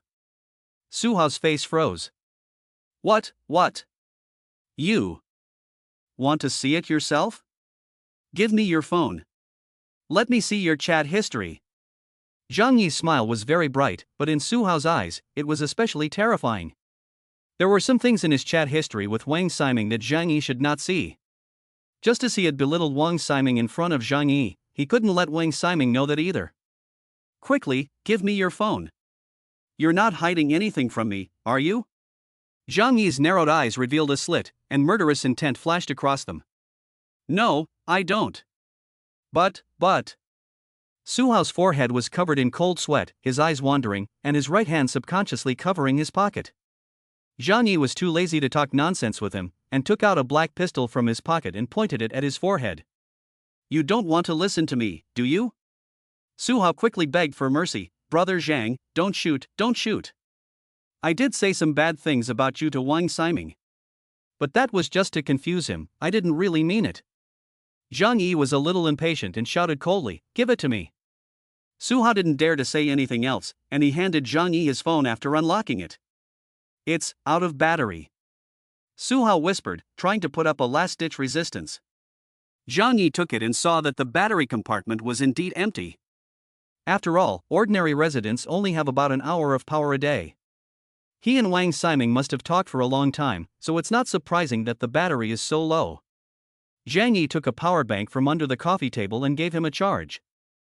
Su Hao's face turned pale, and his body was about to shrink to the floor, a bit like a deflated balloon. Zhang Yi opened the chat history between him and Wang Ximing and browsed it all the way to the front. "Oh, you two have been in contact for half a month." Zhang Yi laughed. Su Hao didn't dare to say a word. Zhang Yi quickly flipped down to read. A sneer of contempt slowly curled the corner of his mouth. No wonder Su Hao didn't dare to let him see the chat history. The chat history for the past 2 weeks was very rich. At first, Su Hao planned to ask Wang Ximing to help him get rid of Zhang Yi and then seize Zhang Yi's safe house and supplies. At that time, his evaluation of Zhang Yi was, "That damn son of a bitch is arrogant because he has a gun. Why does he live in such a nice house?" Ha ha. Zhang Yi sneered, but Su Hao was scared. Later, it was probably the time when Zhang Yi subdued the people in the entire building and beat up the Tianhe gang and the Wild Wolf gang. Su Hao's opinion of Zhang Yi changed again. This kid is ruthless, killing dozens of people in one go. Not easy to deal with. After Zhang Yi killed almost all the building managers in one night and burned down 12 buildings, Su Hao's evaluation changed again. Zhang Yi is a formidable character and is indeed very capable. Ming, I can't handle him on my own, but the two of us together will definitely be fine. In the chat logs, he used a lot of insulting words against Zhang Yi, especially the early conversations were full of contempt. And just as Zhang Yi had thought, Su Hao had initially planned to lure him over so that Wang Ximing could use a trap to kill him. Zhang Yi looked at Su Hao with a cold smile and shook his phone. "How do you explain this?" Su Hao swallowed hard and hurriedly explained, "Brother Zhang, listen to my explanation. I said all that to confuse him and make him think that I was on his side. Only in this way could I deceive him." He raised his right hand and swore to the lamp, "If I, Su Hao, have any bad intentions towards Brother Zhang, may I die a horrible death." Zhang Yi sneered and said, "This oath is useless now. You'd better be realistic." Chapter 148, The Trick of Surrendering. After reading Su Hao's chat history, Zhang Yi didn't really feel much in his heart. Because he had already guessed most of the content. He didn't think he had the charisma to make an opportunist like Su Hao follow him so wholeheartedly. Su Hao was opportunistically playing between him and Wang Ximing, and it was only normal for him to choose the one who would benefit him the most. Su Hao anxiously knelt in front of Zhang Yi to explain his behavior. "Brother Zhang, you gave me an injection. How could I harm you? If anything happened to you, I wouldn't survive either. Yes, I did say some bad things about you before. But I never did anything to harm you. I'm completely on your side now." Zhang Yi did not say anything, but began to think by touching his chin. He also got some other important information from Su Hao's chat with Wang Ximing. First, the information that Su Hao leaked to Wang Ximing about his weapons only included the fact that he owned a pistol. Later, Zhang Yi showed his strength, and Su Hao did not tell Wang Ximing about it. It was probably from that time on that Su Hao had already had the idea of betraying Wang Ximing and turning over to Zhang Yi. Therefore, Wang Ximing did not know that Zhang Yi had a large amount of military equipment in his possession, including powerful assault rifles, sniper rifles, and grenades. Second, Wang Ximing's focus was on the large amount of supplies and snowmobiles in Zhang Yi's possession. In his statement to Wang Ximing, Su Hao described Zhang Yi's safe house as a warehouse full of supplies that could last for a year or two. From the conversation, it can be seen that Wang Ximing was very tempted. It can be seen from this that there really weren't many supplies in that shelter of Wang Ximing's. After all, the shelter was built 10 years ago, and even if it had once been stocked with a large amount of food, Wang Ximing, who had lost interest, would have probably cleaned it out. After some brainstorming, Zhang Yi had some basic ideas in mind. He threw his phone on the table and said, "So tell me more about the shelter. Especially things like weapons and defense facilities." Not a word less. Su Hao was relieved to see this. Zhang Yi's attitude had almost scared him into a state of shock. He dared not hide anything and told him everything he knew about the shelter.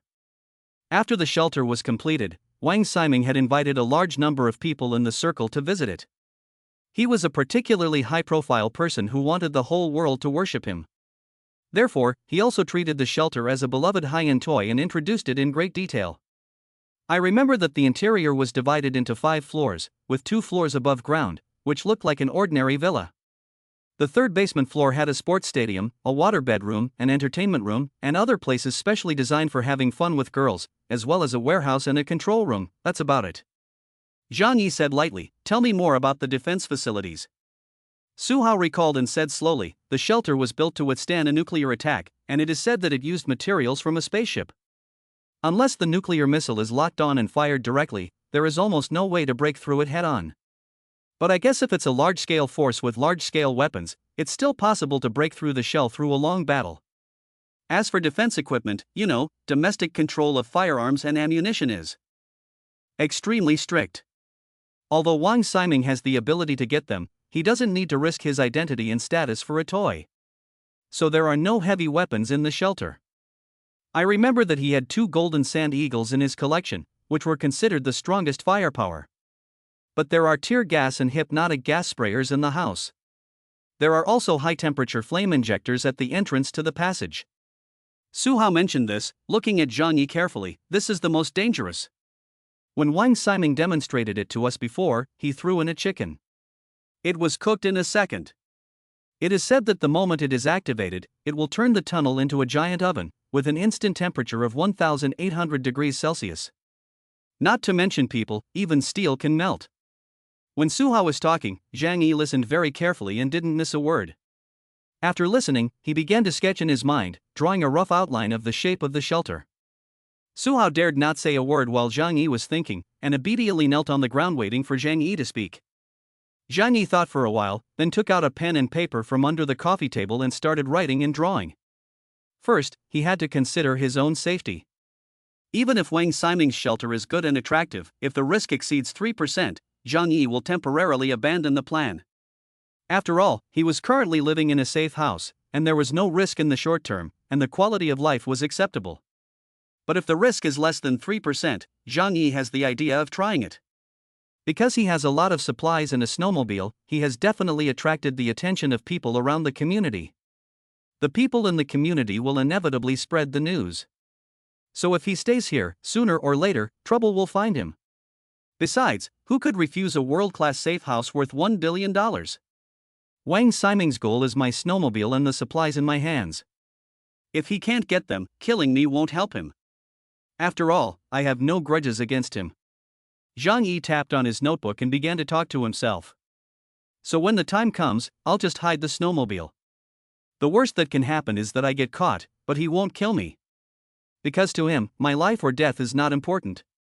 After talking to himself, Zhang Yi looked at Su Hao in front of him. Su Hao couldn't help but shiver. Zhang Yi laughed. The biggest threat to the shelter actually comes from the traps in the entrance passage. The hypnotic gas and tear gas are easy to deal with, and I have a police gas mask. As for the high-temperature flame, he won't use it since he wants to keep me alive for questioning. Zhang Yi repeated it in his mind several times and felt that there was no flaw in his way of thinking. He nodded and said to Su Hao, "So your plan is that you pretend to cooperate with Wang Ximing and trick me into going with you. At that time, Wang Ximing will not kill me, but use the hypnotic gas and tear gas to attack me. Then he will capture me. When he opens the door, we will kill him together, right?" Su Hao nodded quickly. "That's exactly what I mean. After we get there, you pretend to be captured. Then I'll take the opportunity to stab him and kill him." A look of satisfaction flashed in Su Hao's eyes. Zhang Yi suddenly realized that Su Hao did not know that he had a gas mask. So in Su Hao's scenario, Zhang Yi was used as bait to enter the shelter and kill Wang Ximing with his own hands. This trick is often used by the heroes of the water margin, called pretending to surrender. Zhang Yi's mouth curled up slightly. Su Hao didn't know that Zhang Yi had a gas mask. One should always be on guard against others. It is best not to let him know about this. Chapter 149, Paranormal Experiment. Su Hao looked at Zhang Yi and said with a sincere look in his eyes, "Brother Zhang, my life is in your hands now. Are you still afraid that I will betray you? If anything happens to you, I will die too." Zhang Yi felt that this plan was indeed feasible. Su Hao understood that Zhang Yi would use him as a shield, and since Su Hao thought he was poisoned, he could not betray Zhang Yi. Once they successfully entered the sanctuary, Zhang Yi would not be defeated by Wang Ximing's 2 golden sand eagles. The success rate is extremely high, at least above 95%. Zhang Yi gave his assessment in his heart. However, there was still a little unease. He is a coward. He is very good at defense, but not so good at offense. It would be a lie to say that he wasn't a little nervous about attacking a super sanctuary for the first time. Flames, gas, if there was a way to completely solve this problem, it would be great. Zhang Yi sighed.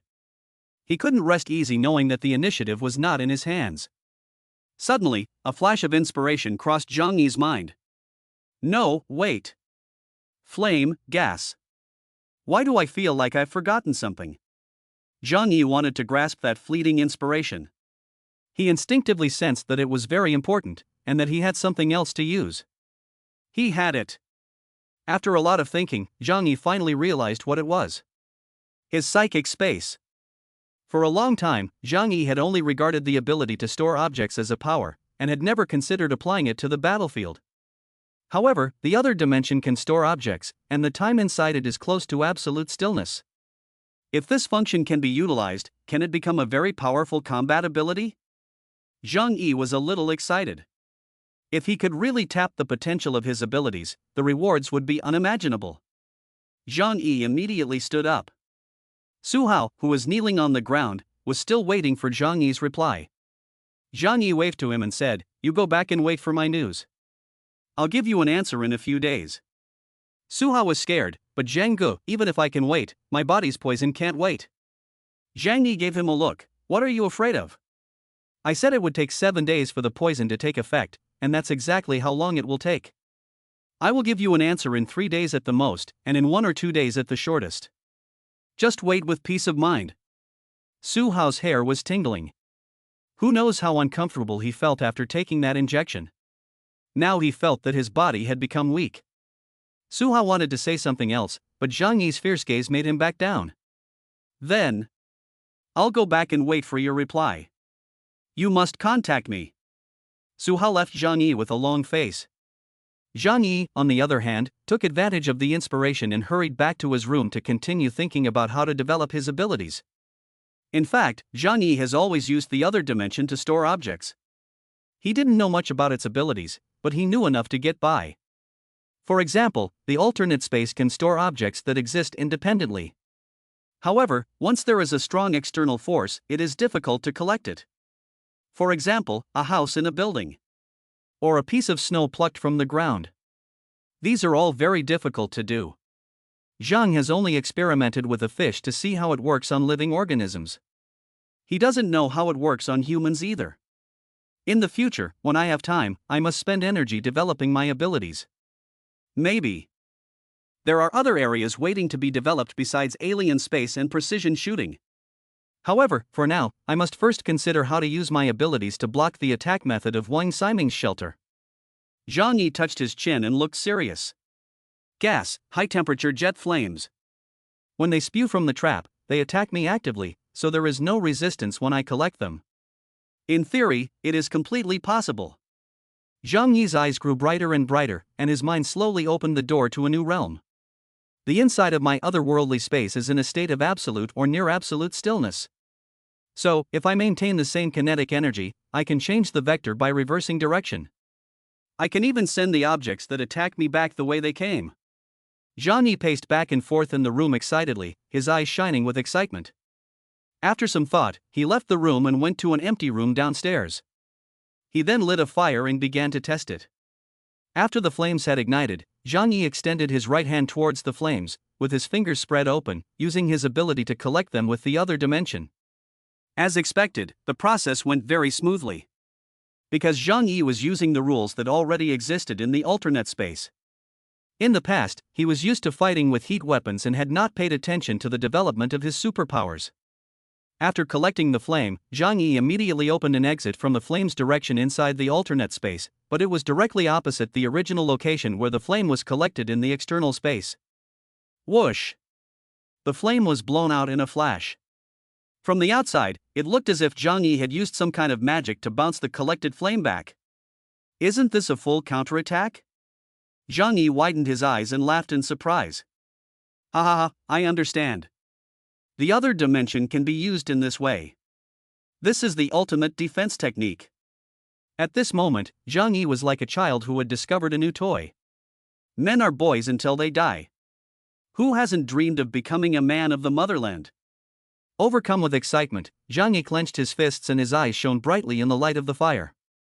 Next, I need to master this skill. Then any long-range attack, no, even close-range attacks will be ineffective against me. However, Zhang Yi pinched his chin. What would happen if he used this ability on a person? Zhang Yi's otherworldly space only let a living thing escape once, and that was a mandarin fish in a fish tank.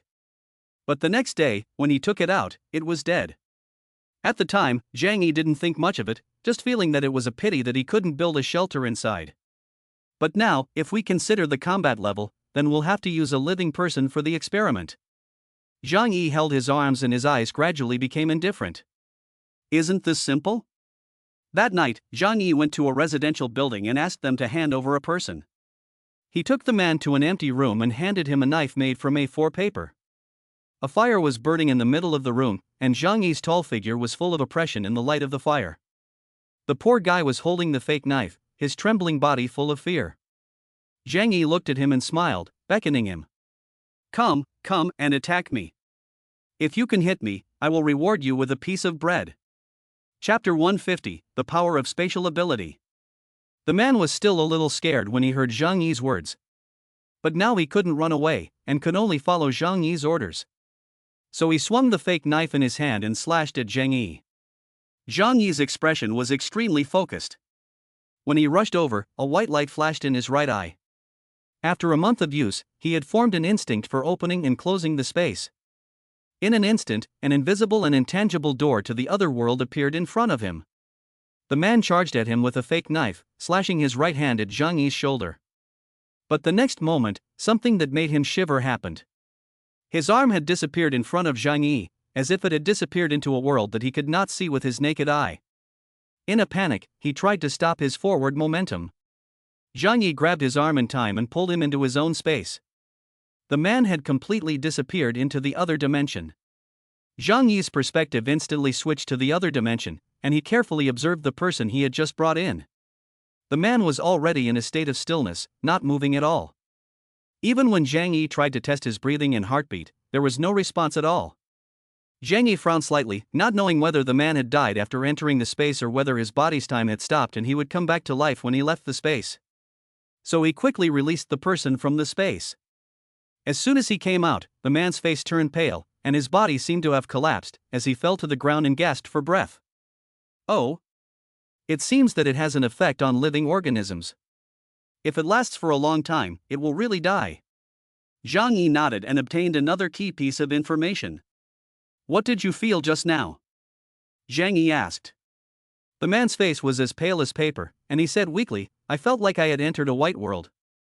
There were mountains of supplies piled up inside. I felt like I had been there for a century. It was probably too horrible. Maybe I was hallucinating. Zhang Yi's pupils constricted. It turns out that although the body of a person who has entered a different space is in a state of rest, the consciousness is still there. In other words, the time in the other space is not absolutely still, probably the flow of time is many times slower than the outside world. In other words, when a person enters it, their body cannot move, but their consciousness will feel as if they have spent countless years in a static world. That must be extremely painful, and it even makes people want to die. In that case, if a living being stays in the other dimension for too long, will it die from a mental breakdown? I see. Interesting. Zhang Yi now had a better understanding of the alien space. He waved at the man, You, stand up. The man stood up unsteadily. Zhang Yi opened the alien space and tried to take him in. But this time, it was extremely difficult, as if he were moving a tall building. Does it not work on large organisms? Or is it? Zhang Yi frowned. He suddenly approached the man and pulled a dagger from his leg. Before the man could react, a white flash of light appeared, and 2 of his fingers were cut off. Ah! The man fell to the ground in pain, clutching his wound and screaming. Zhang Yi's face remained unchanged as he began to try to collect the severed fingers. This time, it was successful without any obstacles. It didn't work on a living person, but it did on a severed finger. What was the reason for this? Zhang Yi returned the finger to him and his curiosity about his own otherworldly space crew. But now, he had already collected a lot of useful information. Looking at the man on the ground, moaning in pain, Zhang Yi thought for a moment, then took a plate of roast chicken from the other dimension and slowly placed it in front of him. Eat it. This is your compensation. Then he gave him a roll of gauze to bandage himself. The man was in such pain that he was about to faint, but the sight of the steaming hot chicken still made his eyes burn with excitement. He was so hungry that he had gnawed on the leather sofa in his home. And in front of him was a whole roasted chicken. He didn't even care about the pain in his fingers, and he was crying while he was eating the chicken. Zhang Yi was not in a hurry. He sat by the fire, using a table leg to fan the flames. After he finished eating the roast chicken, Zhang Yi said, "Next, let's continue. This time, you hit me with something." Instead of resenting Zhang Yi, the man was full of gratitude. He quickly nodded, wrapped the wound with gauze, and continued to cooperate with Zhang Yi in the experiment. After a few hours, Zhang Yi had obtained the experimental data he wanted and gained a better understanding of the abilities of the different spaces. First, there should be restrictions on the collection of materials, but what has been learned so far is that objects with strong external forces cannot be collected, and it is not effective on living people. Second, when used, it can open a door between the real world and the alternate space. Active attacks are not yet possible, but it can deflect attacks in physical form and then counterattack by adjusting the vector direction. Knowing these 2 things is already like opening a huge treasure chest for Zhang Yi. Next, I knew how to deal with the sanctuary in Wang Ximing's home. Zhang Yi's last lingering concern was completely dispelled. He looked at the man in front of him who had helped him with his experiment and sincerely said, "Thank you for your help." Before the man could reply, Zhang Yi's dagger flashed past his throat like a gust of wind. Pop! Blood splattered, and he fell to the ground. Before he died, a flash of fear crossed his eyes, but it was followed by relief. Even in death, there was a smile on his lips. Finally, he could escape from this cruel world. At least, he died with a delicious roast chicken. For the next 2 days, Zhang Yi would go to the lab every day to extract a person to accompany him in the experiment. He also practiced his proficiency in his new skills. He must ensure that he can use the skills with ease, only in this way can he ensure his safety in the next move. He would let each person who accompanied him practice eat a full meal before killing them. Because his ability is his greatest trump card, it must never be revealed. In this way, the 3 days passed quickly. Zhang Yi had fully mastered the use of the skills and called Su Hao to tell him, "We can go now." Su Hao had gone through a lot in the past few days. He was clearly not poisoned, but his face was pale, his lips were purple, and his dark circles were deep. This is the result of his strong self-suggestion, which caused his body to show symptoms of poisoning. "Zhang Ge, I feel like I'm going to die." Zhang Yi laughed to himself. He had been feeding Su Hao for the past few days, and Su Hao was leading an easier life than before. After pretending to think for a while, he went back to get a tube of saline solution and said to Su Hao, "I can give you an antidote injection first, which can temporarily relieve your symptoms." Su Hao, as if seeing hope, rolled up his sleeves and exposed his arm. "Give me a shot."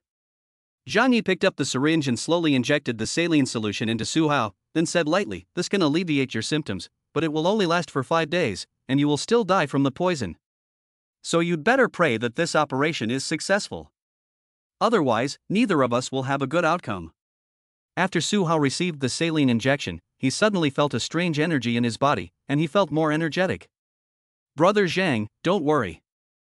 Su Hao, won't take my own life lightly. This time, I'm going to follow you through thick and thin." Chapter 151, Cloud Castle Manor. Zhang Yi asked Su Hao to communicate with Wang Ximing and then prepare to set off. Su Hao said, "This is easy. What I told him was to give me some time to trick you into the pit. So he has been waiting for my news. It can be seen that he is also very covetous of the supplies you have. Especially the snowmobile and the food. If you nod, we can go there tomorrow. Zhang Yi nodded. Okay, then you can communicate with him in front of me. Zhang Yi confiscated Su Hao's cell phone to prevent the kid from doing anything behind his back. Su Hao finished communicating with Wang Ximing in front of Zhang Yi, and they made an appointment for tomorrow without any obstacles. Wait for my news. Zhang Yi took the phone and went home to prepare the weapons and equipment. Zhou Kor saw that he was busy again and couldn't help but ask, haven't all the problems in the community been solved? Where are you going again? To a better place. Don't ask, I'll tell you when the time comes. Zhang Yi said indifferently. Zhou Kor obediently shut her mouth. She wouldn't ask questions she shouldn't. Before Zhang Yi left, after thinking for a while, he still left half a month's worth of food for her and Uncle Yu. In case he encounters any accidents, this food can keep them alive for half a month. Zhou Kor's face was full of worry. Zhang Yi had never done anything like this before.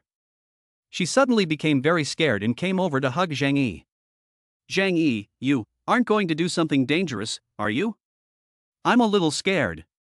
Her tall and slender figure combined with her soft and full breasts make her very attractive when she hugs a man. This is a natural advantage. Maybe she doesn't want to use it to seduce others, but it's natural, there's no way around it. Zhang Yi raised his eyebrows and asked with a smile, what, do you want to have sex with me one last time before I leave? Zhou Kor's face turned red. Whatever you want.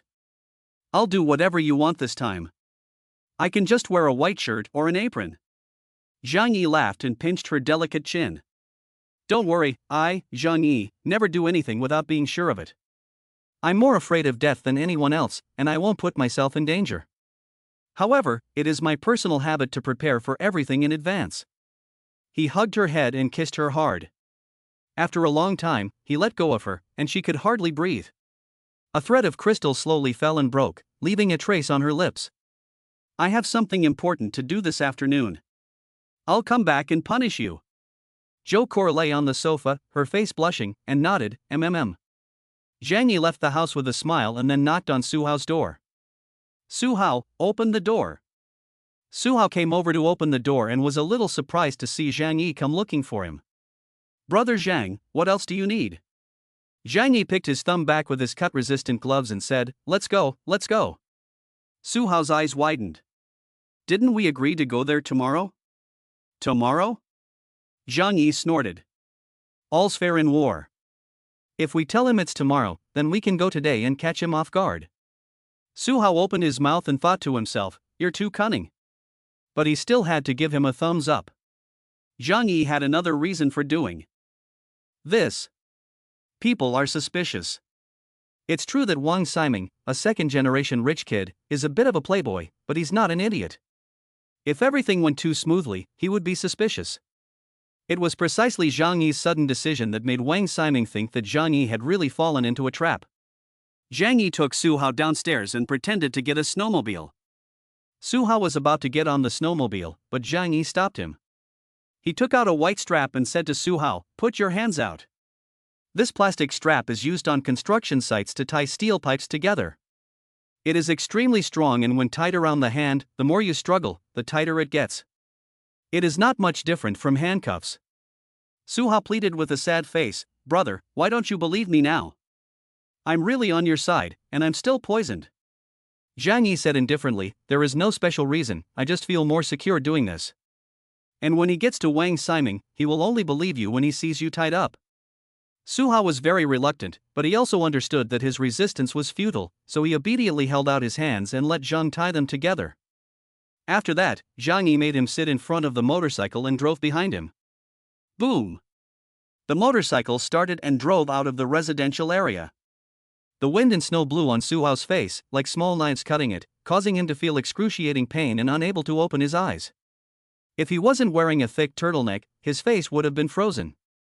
Brother, this wind is blowing my face, do you have an extra helmet?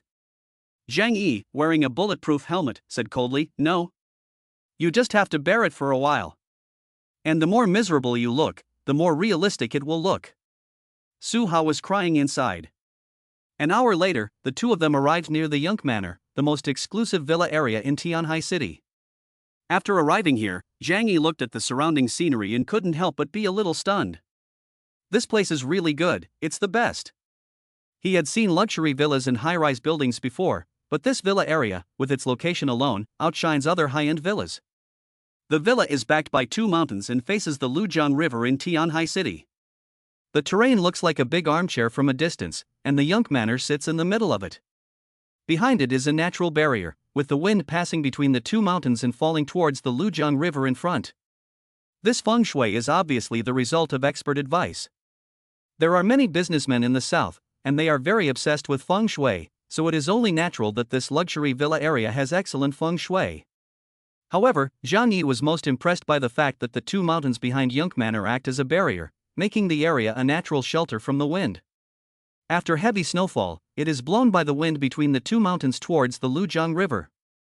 Therefore, while snow piles up to over 10 meters in other places, it is only 2 or 3 meters here.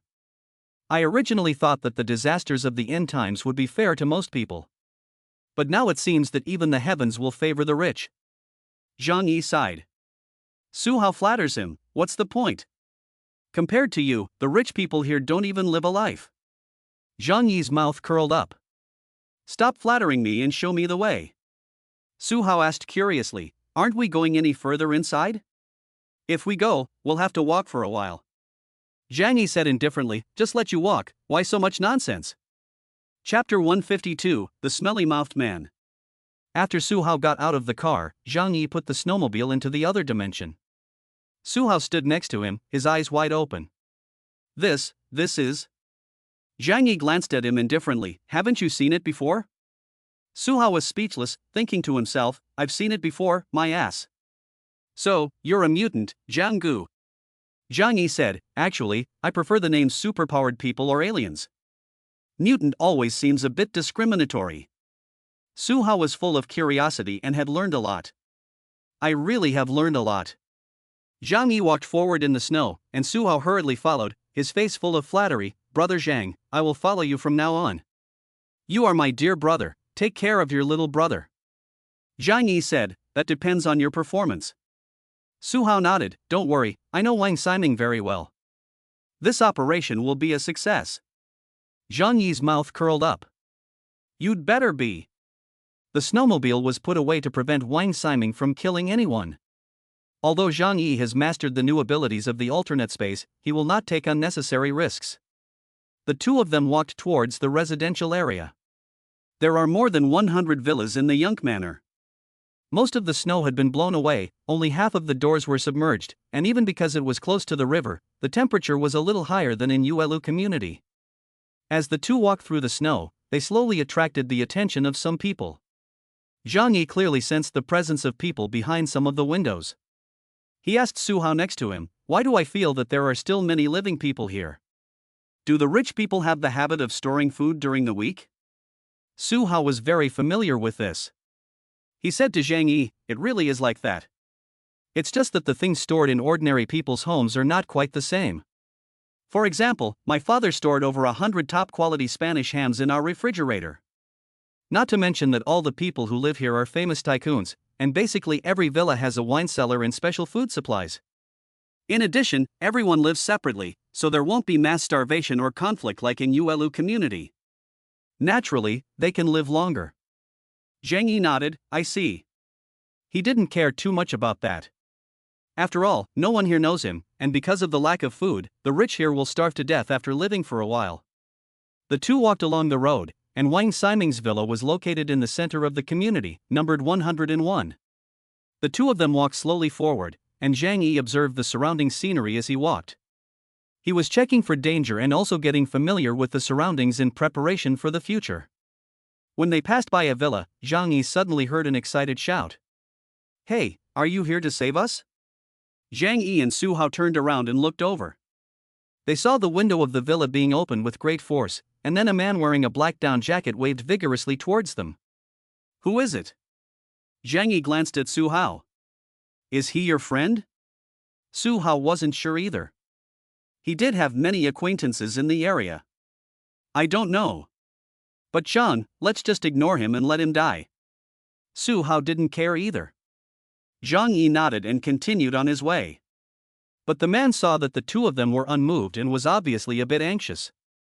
Shit, are you guys deaf? MD, can't you hear me calling you over? The man came over the snow and quickly blocked the way for Zhang Yi and Su Hao. Zhang Yi's brows furrowed slightly. Why does it sound so familiar? His hand was by his thigh, and he wanted to kill this guy. However, considering the next move, he didn't want to alert the enemy, so he didn't make a move for the time being. He just looked at the man coldly, trying to figure out who he was. Su Hao was unhappy. He knew better than to let Zhang Yi go at this time. So he stepped forward and asked, "Who the hell are you?" The man pulled the scarf off his face, revealing his pale and bloated face. Don't you recognize me? I'm Zhang Yuanzhang, the famous TV host. Zhang Yi smiled. No wonder he thought the voice sounded familiar. Especially that smelly mouth, it had become his trademark in the entertainment industry.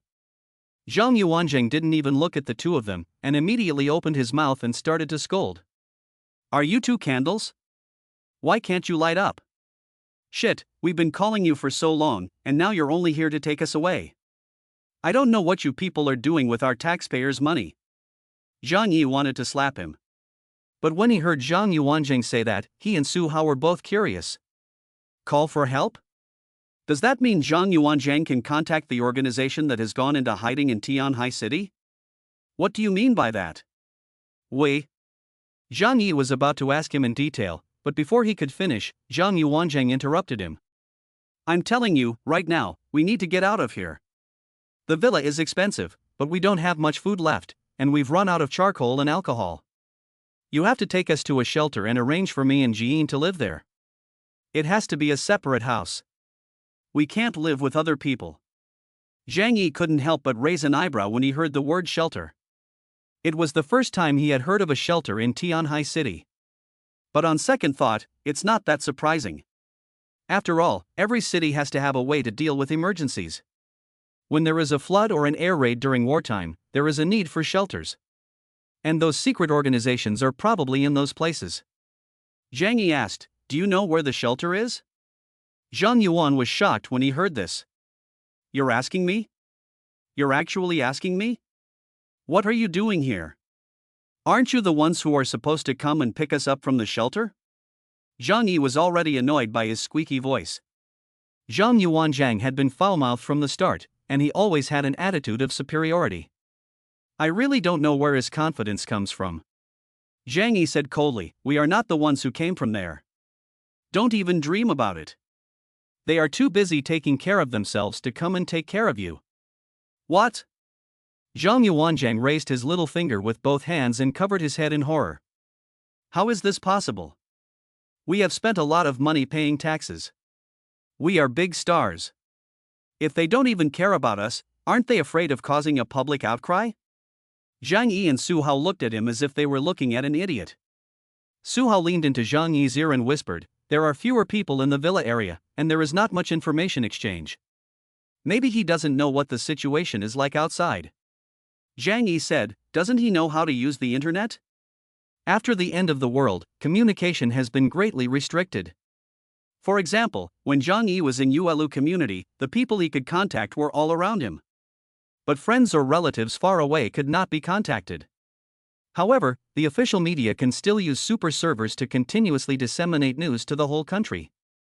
Can Zhang Yuanjing not get any information from the outside world? Suddenly, Zhang Yi recalled the news that the official media had been broadcasting all day. According to data from Johns Hopkins University, the snowstorm will last for 3 months. After 3 months, the global temperature will rise significantly, reaching above 0 degrees Celsius. China has launched a comprehensive rescue and relief operation in response to the snowstorm, and has achieved remarkable results. In response to the demands of the masses, we have worked tirelessly to combat the snowstorm, starting from the facts. Establishing new working mechanisms, clarifying new development directions, exploring new ways to increase income, accumulating new advantages in construction, and exploring new ways to pilot programs. Is the premise, the foundation, the key, the core, the guarantee. We will fully liberalize the snowstorm this time, so that everyone can adapt to the cold. Although there will be short-term pain, it will be beneficial in the long run. He suddenly realized the whole situation and understood why Zhang Yuan was in this state. Chapter 153, You Are Too Beautiful. Zhang Yi looked at Zhang Yuanzhang in front of him, who had a bad temper, and thought he was quite pitiful. He even imagined that someone would come to save him. I'm afraid he still thinks the snowstorm will pass quickly, and then he can still be a star and continue to look down on ordinary people. This is understandable. The higher the status, the more people fear the end of the world. Because everything they have, their wealth, status and social connections, will be gone. Let's go. Zhang Yi didn't want to waste time with Zhang Yuanzhang, so he called Su Hao and prepared to leave. But Zhang Yuanzhang was not happy about it. Where did you come from? Do you have any food there? Oh, we're far from the supermarkets and shopping malls where the common people shop. In the past, food was flown in from abroad. Now it's too cold for the planes to fly. Damn it, those bastards took my money and didn't do anything. When the snowstorm is over, I'm going to sue them. Do you have any food? Sell some to me, I'll pay 10 times the market price. Zhang Yuanzhang was acting like a boss. Perhaps he was used to being so condescending in the past and he hasn't changed. Zhang Yi sighed. I was busy and didn't want to deal with you. But you really need a beating. After Zhang Yi finished speaking, he swung his hand and slapped Zhang Yuanzhang in the face. His face was twisted, and his nose bled, along with a few teeth flying out. With a thud, he fell to the ground in the snow. Zhang Yuanzhang covered his face, looked at Zhang Yi in shock, then pointed at Zhang Yi with his and said, You actually dared to hit me. Do you know who I am? I am Zhang Yuanzhang. You bastard, do you want to die? Zhang Yi was really angry, and rushed up and kicked Zhang Yuanzhang in the face. The heavy snow boots mercilessly stamped on his face. You stupid idiot, you really think you're something, acting like a big shot with me, I'll beat you to death. Su Hao also came up and kicked him several times. Zhang Yuanzhang was beaten to tears. At first, he was a little stubborn, but soon he was crying and begging Zhang Yi to spare his life. Stop! Stop! When Zhang Yi was beating him up, another person appeared from the villa and told them to stop. Zhang Yi and Su Hao glanced at each other. They couldn't see the person clearly, but they thought he or she was slender and weak, like a woman. Could it be Cohen? Su Hao said to Zhang Yi with a smile. That person had to come out when he saw Zhang Yuanzhang being beaten. When he came to Zhang Yi and Su Hao, he slowly took off his hat and scarf, revealing a fair and delicate face. Zhang Yi and Su Hao couldn't help but say, it really is Cohen. They were so familiar with this face. Zhang Yi had never seen him perform, but he had seen various dance parody videos of him. Seeing the two of them look surprised, the man smiled and said confidently, I'm sure you recognize me. I'm the famous idol Kai Mingyu, who debuted 2.5 years ago. The person you are beating is my friend. I hope you won't make things difficult for him on my account. The man in front of Zhang Yi is indeed Kai Mingyu, the top idol of recent years, a black idol. When Zhang Yuan saw Kai Mingyu coming over, he also seemed to be a dog with a master, getting up from the ground and raising his chin and saying, I'm Mingyu's good buddy. If you beat me up, you'll be blasted by your fans. Zhang Yi's face was full of derision. People who live in the past and refuse to face reality are actually quite pitiful.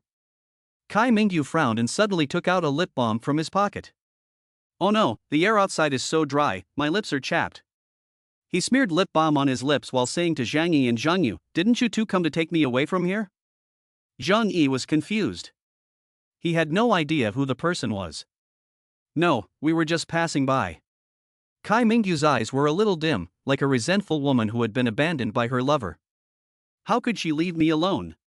Didn't she say she would love me forever? Zhang Yi's eyes were strange, and he somehow understood the relationship between the director and him. We'll be leaving now. Goodbye. Zhang Yi was tired of dealing with them and was ready to leave. Kai Mingyu stopped him. Wait. You must have some food, right? Please give us some. He picked his middle part with his little finger.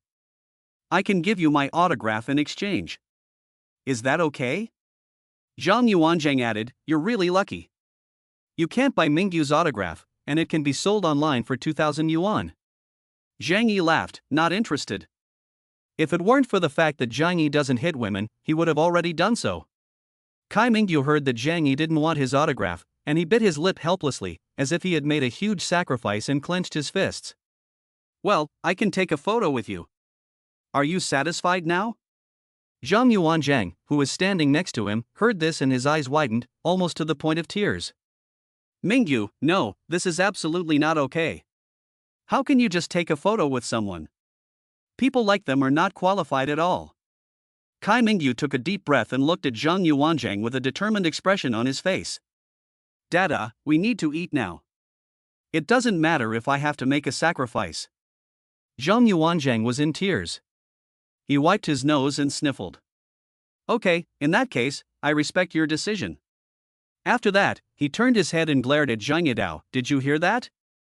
Mingyu agreed to take a photo with you, which is an honor for you in 8 lifetimes. As long as you give him a little food, you can be happy. The two of them were so moved that they didn't notice Zhang Yi's dumbfounded expression. Zhang Yi shook his head and muttered to himself, there are really such people in the world, and I have been enlightened. Su Hao said with a smile, Brother Zhang, don't think that celebrities are any different. Many of them are no better than ordinary people. I've slept with many young girls and handsome guys who are considered by fans to be pure and innocent. Their private lives are a mess. Take Kai Mingyu for example, he is being taken care of by a female boss in Tianhai. Otherwise, how would he be qualified to live here? If it were any other day, Zhang Yi wouldn't mind spending time with these two clowns. But today he has other things to do. So Zhang Yi waved at them, make way, I don't have time to deal with you. Upon hearing this, Kai Mingyu and Zhang Yuanzhang's faces suddenly changed, as if they had heard an unreasonable request. Chapter 154, Pretty Woman. Kai Mingyu pointed at Zhang Yi, trembling, he actually refused. Does he know how many people dream of taking a photo with me? Zhang Yuanzhang comforted Kai Mingyu while angrily scolding, where did you two come from? Do you know where this is? Do you know how big the gap is between us and you?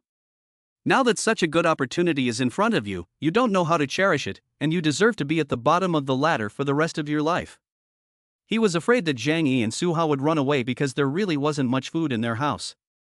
So while he was talking, he came over and grabbed Zhang Yi by the sleeve to stop him from leaving. I tell you, since you came here today, you have to give us some food. Otherwise, you can't leave. Zhang Yuanzhang shouted hysterically. Su Hao sighed, this kid is finished. Sure enough, Zhang Yi was annoyed by Zhang Yuan's shrewish behavior. He didn't want to cause trouble, but some people just like to be a pain in the ass. What could he do? Zhang Yi didn't say anything, just grabbed Zhang Yuanzhang's hair with one hand and took out a gun with the other. When Zhang Yuanzhang opened his mouth to scream in pain, the pistol was shoved into his mouth and aimed at his cheek. Bang! A dull gunshot rang out, and Kai Mingyu next to him froze for a moment before screaming in fear. Zhang Yuanzhang's half of his face was directly shot out a bloody big hole, half of his teeth were all shattered, his tongue was also half broken, and his mouth was full of blood. It looked particularly scary from the side. Woo, woo, woo. Zhang Yuanzhang was lying on the ground in pain, twisting in agony. Zhang Yi said indifferently, why are you so mean? You brought this on yourself, didn't you? After saying that, he glanced at Kai Mingyu next to him. Kai Mingyu's face was covered in thick foundation, already pale and frightening, and now even paler. He hurriedly took a few steps back and cried, begging, don't shoot. Let's talk about it. As long as you don't kill me, I'll give you whatever you want. Even if, a look of shame suddenly appeared on his face, and he gently bit his lips, even if you want me, I can do it. Zhang Yi's forehead flashed a few dark lines. Is this okay? Su Hao laughed and said, this is common in the upper circles, nothing special. It's just a pity that I'm not interested. Zhang Yi said indifferently. Kai Mingyu shouted, whether you like men or women, as long as you open your mouth, I can help you get it. Zhang Yi realized that this idol star was a waste when he encountered disaster. He was afraid that he was not as good as ordinary people at facing reality. He pointed his pistol at Kai Mingyu and said teasingly, sing me your famous song. Sing it 100 times, then I'll let you go. 100 times? Kai Mingyu hesitated for a moment, but then slowly opened his mouth. Hey. Zhang Yi frowned, what the hell are you singing? Kai Mingyu looked aggrieved. He was just singing his famous song. It was an award-winning piece. Zhang Yi disdainfully shrugged his shoulders. You think you can play mind games with me? You know which song I'm talking about, sing it. Su Hao laughed and said, not only do you have to sing, you also have to dance and rap. Kai Mingyu's face darkened, and he shamefully straightened his hair. Mingyu, you are so beautiful. Zhang Yi nodded in satisfaction. It's still more standard to watch the original dance, don't you think? Su Hao nodded in agreement. That's right, this flavor is too good. Most people can't imitate it. Zhang Yi gave Kai Mingyu a kick, told him to turn his back, and said, you can only stop after you've danced it 100 times, or I'll kill you. Kai Mingyu's body stiffened and he danced even harder. Zhang Yi and Su Hao walked away. However, the gunshots just now had spread throughout the entire neighborhood, and Wang Ximing must have noticed them. But it doesn't matter. Wang Ximing had long known that Zhang Yi had a gun, so there was no point in hiding it. It would be better to go to his door openly, but that would give the other side the illusion that he was a reckless man. As long as it is an action that can make the enemy careless, it is necessary. The gunshots had alarmed many people in the neighborhood, and more people appeared at the windows, sizing up Zhang Yi and Su Hao. However, the two of them were completely covered, so it was impossible to tell who they were. For some people, the two of them with guns were a huge threat. But for some people on the verge of despair, they are hope. In Villa 204, behind the window, there was a beautiful woman with a stunning figure, lying on her stomach on the glass, staring outside. She was wearing a black cashmere robe, and her fair skin was as white as snow. Her delicate, melon-shaped face was flawless, and she must have used a lot of expensive cosmetics to maintain it. Those who can live in such places are all wealthy, either top-level rich or top-level celebrities. The young woman saw Zhang Yi and Su Hao walk past the door. She bit her pink lips and looked troubled. Since it is in the south, her villa also has a fireplace installed, so the indoor temperature is much higher than outside. But recently, the carbon crystal has almost burned out, and the food ran out 3 days ago. Now she is so hungry that she is dizzy. If she doesn't get food and fuel soon, she fears that she won't be able to survive for a few more days and will freeze to death or starve to death. Either way, it is a huge ordeal, slowly killing you in the midst of endless despair. But in this place, although the people nearby are neighbors, they have no communication at all during the week. She has no way to borrow some food. Not to mention the current situation of the snowstorm, who would be willing to lend her? She has tried to contact some friends, but it's fine to chat about other things, but as soon as she mentions borrowing supplies, the other person will immediately turn their face away. This is a clear example of the coldness of the world. These two outsiders gave the noblewoman a glimmer of hope. The fact that they were able to brave the snow and looked healthy meant that they had plenty of food and the ability to survive in the extreme cold. It seems that if I want to survive, I must try to contact them. No, I must survive. She looked at the mirror in the corner of the room. She was still beautiful and charming in the mirror. As a top actress, she was once the goddess of countless men across the country. She felt that she could give it a try. After all, who would refuse a beautiful top actress? Chapter 155, Cloud Castle Manor 101. Zhang Yi did not know that he was being missed. He was now highly concentrated, because he might soon face a life and death duel. Before long, the two of them arrived near the 101 Cloud Castle. In fact, Zhang Yi saw it from afar. If the Cloud Castle is a luxurious city for the rich, then Cloud Castle 101 is the palace of the rich. It is a black luxury villa made entirely of an unknown material. Although it has been painted and looks like an ordinary villa, the metallic texture cannot be completely concealed. The snow-white roof covered with snow looks solemn and gorgeous, like a Nordic castle in the snow. Although it only appears to be 2 stories high, it is actually nearly 20 meters high. Even the steps are 2 or 3 meters above the snow.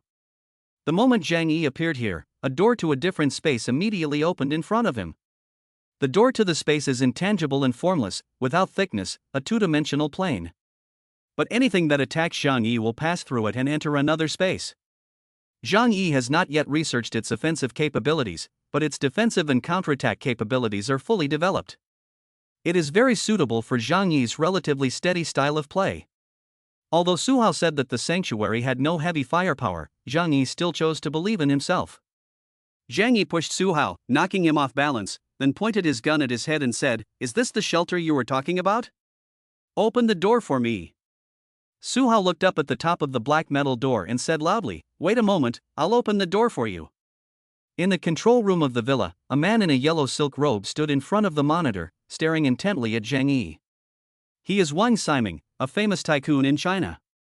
In the camera, he saw Su Hao give him a wink, but Wang Ximing remained unmoved and did not reach out to press the button to open the door. The agreed time was tomorrow, but he didn't expect the other party to come today.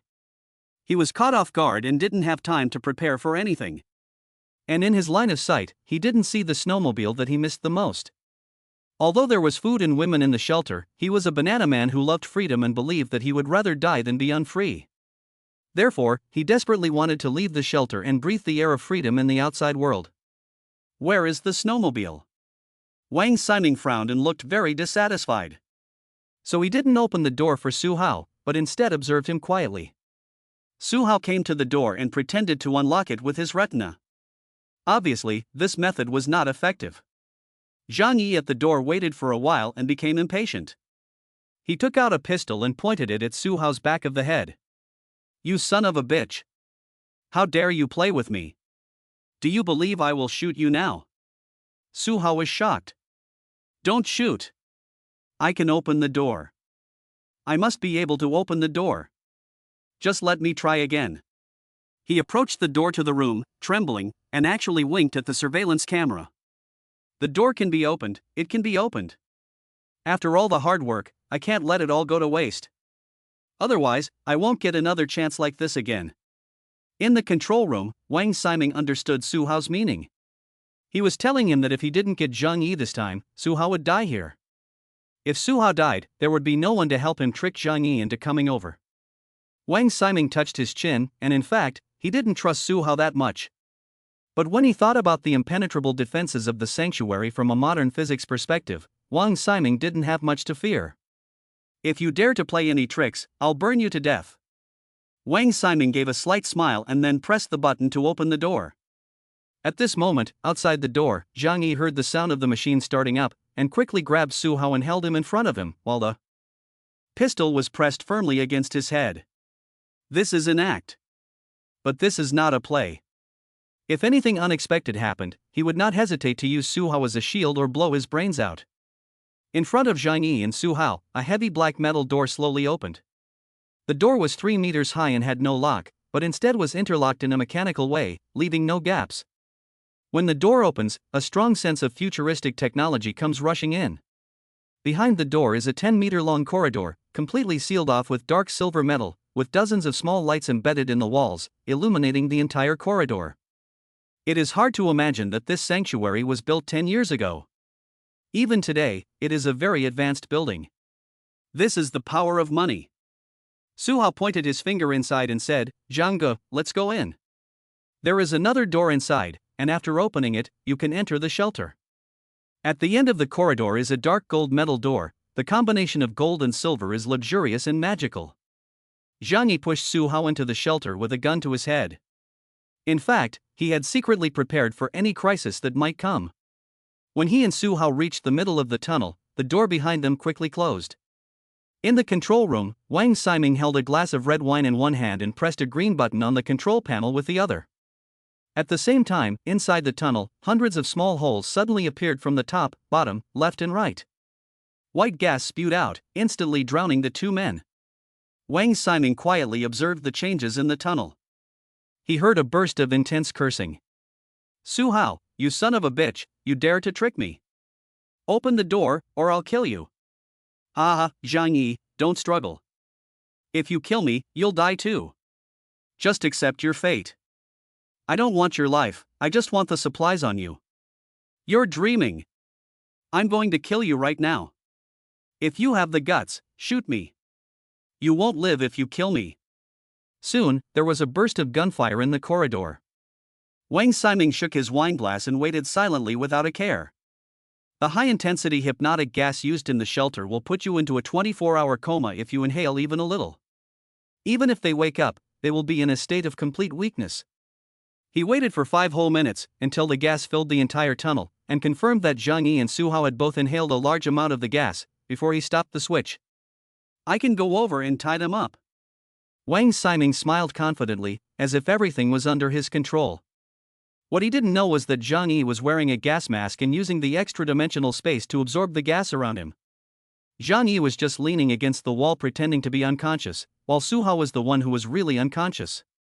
Zhang Yi's eyes were slightly narrowed, and the direction he fell was directly towards the dark gold metal door.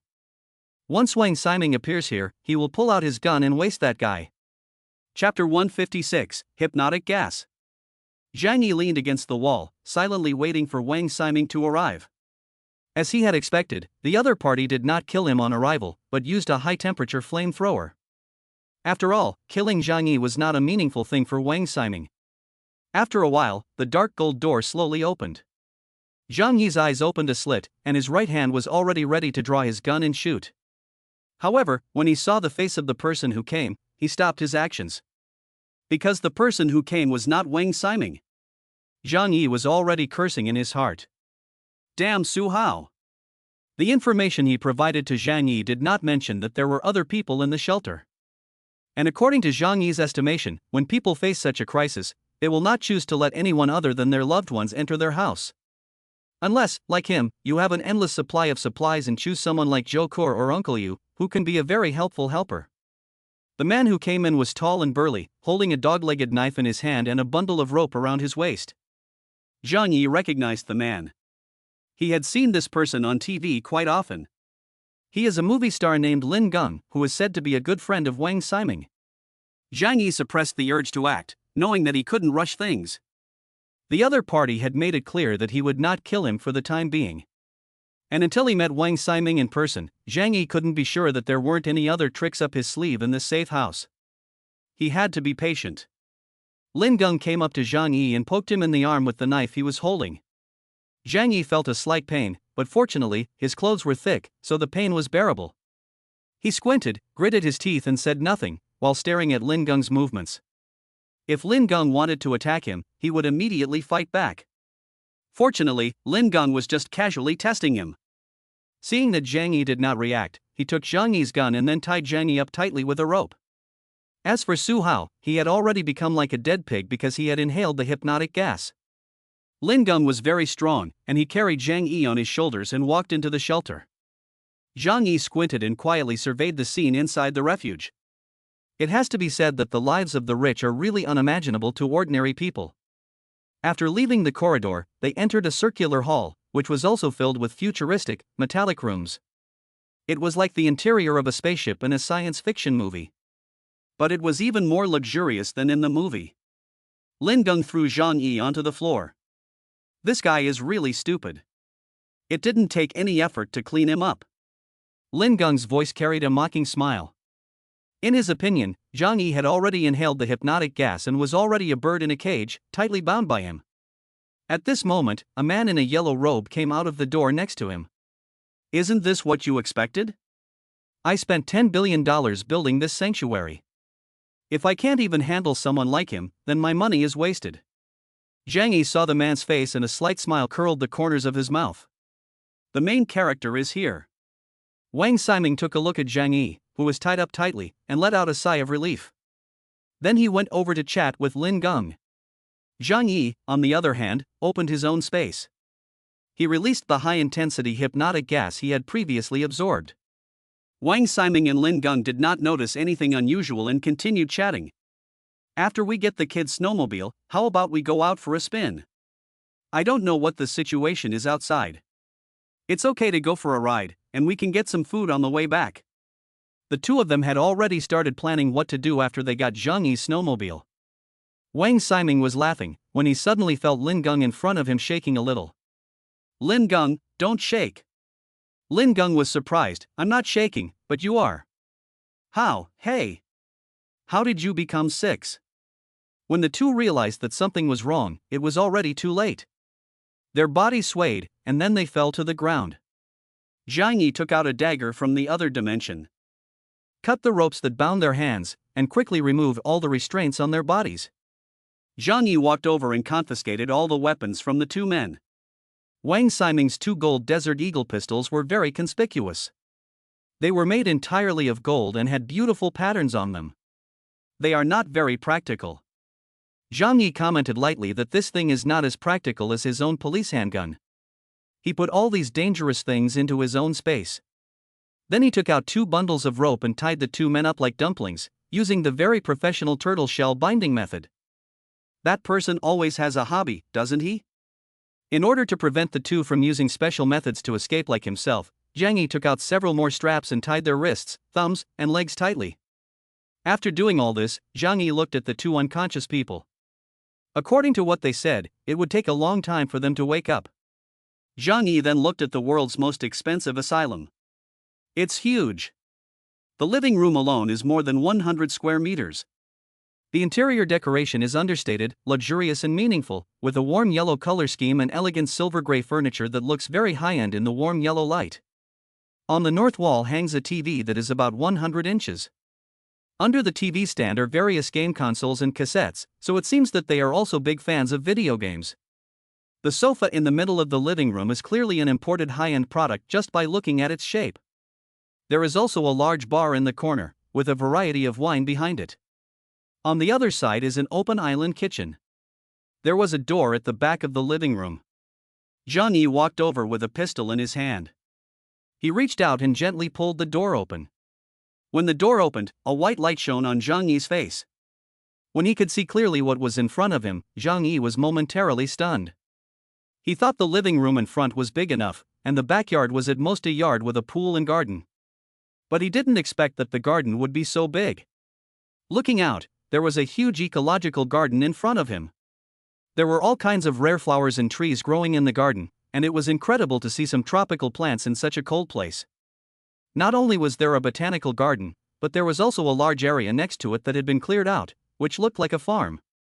But the farmland seems to have been neglected and is almost deserted. If it weren't for the ridges, Zhang Yi would never have guessed that this was farmland. Zhang Yi's curiosity grew stronger and stronger, and he continued to explore further. He was also very happy to see such flourishing plants in the end times. The temperature in the botanical garden was obviously higher than in the previous room. The ceiling has ultraviolet lights to promote photosynthesis in the plants. Many of the plants inside had withered, also due to the lack of maintenance. Zhang Yi walked slowly forward, and it took him about 100 meters to reach the end. Then, he saw something like a zoo in the back. It is called a zoo because there are no animals left, but the cages are still there, and you can faintly see some animal droppings. Is this the $1 billion sanctuary? This is a miniature ecological chain. Zhang Yi couldn't help but exclaim. What is a rich person?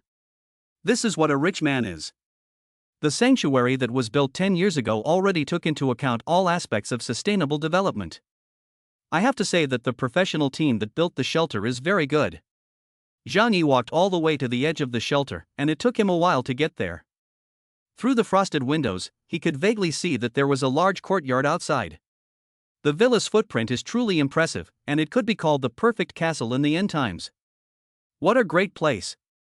But from now on it will be mine. Zhang Yi's face showed a happy smile. Living here is much better than that tiny 3-bedroom house, isn't it? His spirits were high. The first floor was so wonderful, what would the other floors be like? Zhang Yi turned around and went back to the living room, then climbed up the stairs to the second floor. The second floor was obviously more decorated than the first, with a lot of sofas and recliners in the middle, and clothes, underwear and slippers strewn everywhere. The floor was covered with a mess of things. It seemed that their lives were even more indulgent in the end times. The table was covered with bottles, cigarette butts, and other trash. On both sides were individual rooms, with labels indicating their purpose. Game room, pet room, entertainment room, water bedroom. Zhang Yi was as happy as if he had found an interesting blind box, rubbed his hands, and went to open the blind box one by one. The game room is more than 100 square meters, and you can find all the game consoles and cartridges you can imagine, covering the entire wall. There was even a wall with thousands of extremely rare figurines in glass cabinets. Zhang Yi roughly estimated that the figures on this wall must be worth tens of millions. It will be great to play games here in the future. Damn, rich people really know how to have fun. Zhang Yi couldn't help but curse. He really couldn't imagine the lives of these rich people in the past. Zhang Yi closed the door and couldn't wait to check out the other rooms. When he opened a door, the sight in front of him made him pause for a moment. In this room, there were 3 beautiful girls with hot bodies and delicate faces playing. Faced with the sudden appearance of a stranger here, armed with weapons, the girls in the room cowered in the corner in fear. One girl looked at Zhang Yi in fear, her big eyes full of unease. She said to Zhang Yi, "Who are you? What do you want?" Chapter 157, What is Kuan? There are 3 girls in this room, and they are dressed to the nines. The key is that each of them has a different style. Some look mature and enchanting, with bodies like ripe peaches, as if they would burst with water if touched lightly. Some look petite and young, but have a jaw-dropping size, which is typical of a childlike bust. There is also a cold and world-weary high-class face, with a slender figure of about 1.8 meters and a perfect body proportion. Zhang Yi had some impression of her, and it seemed that she was a very famous model with over 5 million online fans. When he saw them, Zhang Yi's eyes inevitably wandered, not knowing where to land. He couldn't help but sigh, the way the rich enjoy themselves is high-class and very professional. He walked into the room with a gun, and the 3 girls cowered in the corner in fear. Some were sad, some were pitiful, and some were disgusted. This combination of complex emotions made it easier for the man to get excited. He is a professional. Just one action and one look can move people's hearts. If it were a normal LSP, he would probably have lost control of himself at this point. But Zhang Yi came, so the result was a little different. He glanced at the 3 of them and said, "Are you Kuan?" The 3 girls' faces instantly turned ugly when they heard this. "How can you slander people for no reason? We are not Kuan, we are guests here, we are here as guests." Zhang Yi glanced at their bodies, and the meaning in his eyes was self-evident. Who would let their guests dress like this? Could it be the family's traditional culture? This was a sarcastic remark, and the 3 girls immediately felt a little embarrassed and reached out to cover themselves. But they were showing too much, and 2 hands couldn't cover it all. Even in the live broadcast field, it was very explosive.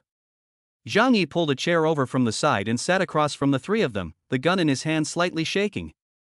"Tell me, where are you all from?" Although these 3 women are very beautiful and have very hot bodies, if I'm not mistaken, they are also skilled and proficient in various fancy high-level female technicians. But Zhang Yi is still a bit of a neat freak and doesn't like to associate with other people. If they don't have other skills, Zhang Yi will kick them out. After all, he never keeps idle people in his house. Yes, this $1 billion sanctuary is now his. The 3 women saw the gun in Zhang Yi's hand and were too afraid to resist. But the tall girl with the high-class face stubbornly said, "I'm not Kuan." "If you're not a Kuan, then what are you?" The girl said proudly, "I'm a socialite." "A socialite?" Zhang Yi nodded. "Oh, so that's Kuan." A high-class lady in Tianhai is equivalent to a high-class concubine, and Zhang Yi, as a local, knows this very well. The girl with the high-class face stamped her feet angrily, "I'm not. I have a master's degree from Tianhai University, an 8th grade in English, and a 7th grade in ballet." Zhang Yi nodded, "Oh. So that's what a Kuan is?" The girls were both angry and sad.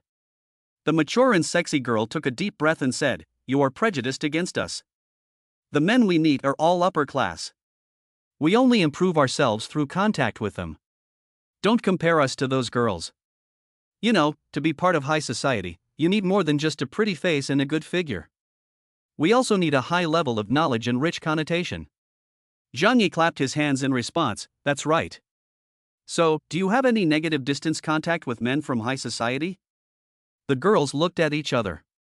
The mature and charming type argued, "This kind of thing can happen. But we are not Kuan, we have a choice. Only when we feel that the other person is qualified will we have some intimate contact in a very pleasant process." The high-class girl also said, "I am the master of my body." What era are you living in? You're still talking about this? That's a bit sexist, isn't it? The cute girl also said angrily, "Don't be prejudiced against us." Zhang Yi smiled. "Oh, so you are still women?" The 3 girls shouted in unison, "We're not." Zhang Yi waved his hand at them, "What does it matter? In this day and age, it's not a shame to make money. And you were able to get into Wang Ximing's house, so you must be the best of the best. If it weren't for the social climate, you should be awarded a prize." This time, the petite and cute girl couldn't stand it anymore. She glared at Zhang Yi and said angrily, "Do you know how hard we girls from the elite have worked? I was the national piano competition champion. I can play Flight of the Bumblebee. Have you heard this piece? The title Flight of the Bumblebee made Zhang Yi raise an eyebrow. Of course he knew the piece, because he had once loved a movie called The Legend of 1900. The most exciting scene in the movie is when the protagonist plays Flight of the Bumblebee. Zhang Yi was also stunned the first time he heard this piano piece, unable to imagine that a pianist's hand speed could reach such a level. He looked at the cute girl in front of him in surprise. Can you really play it? The cute girl proudly raised her chin, of course. I play it very well.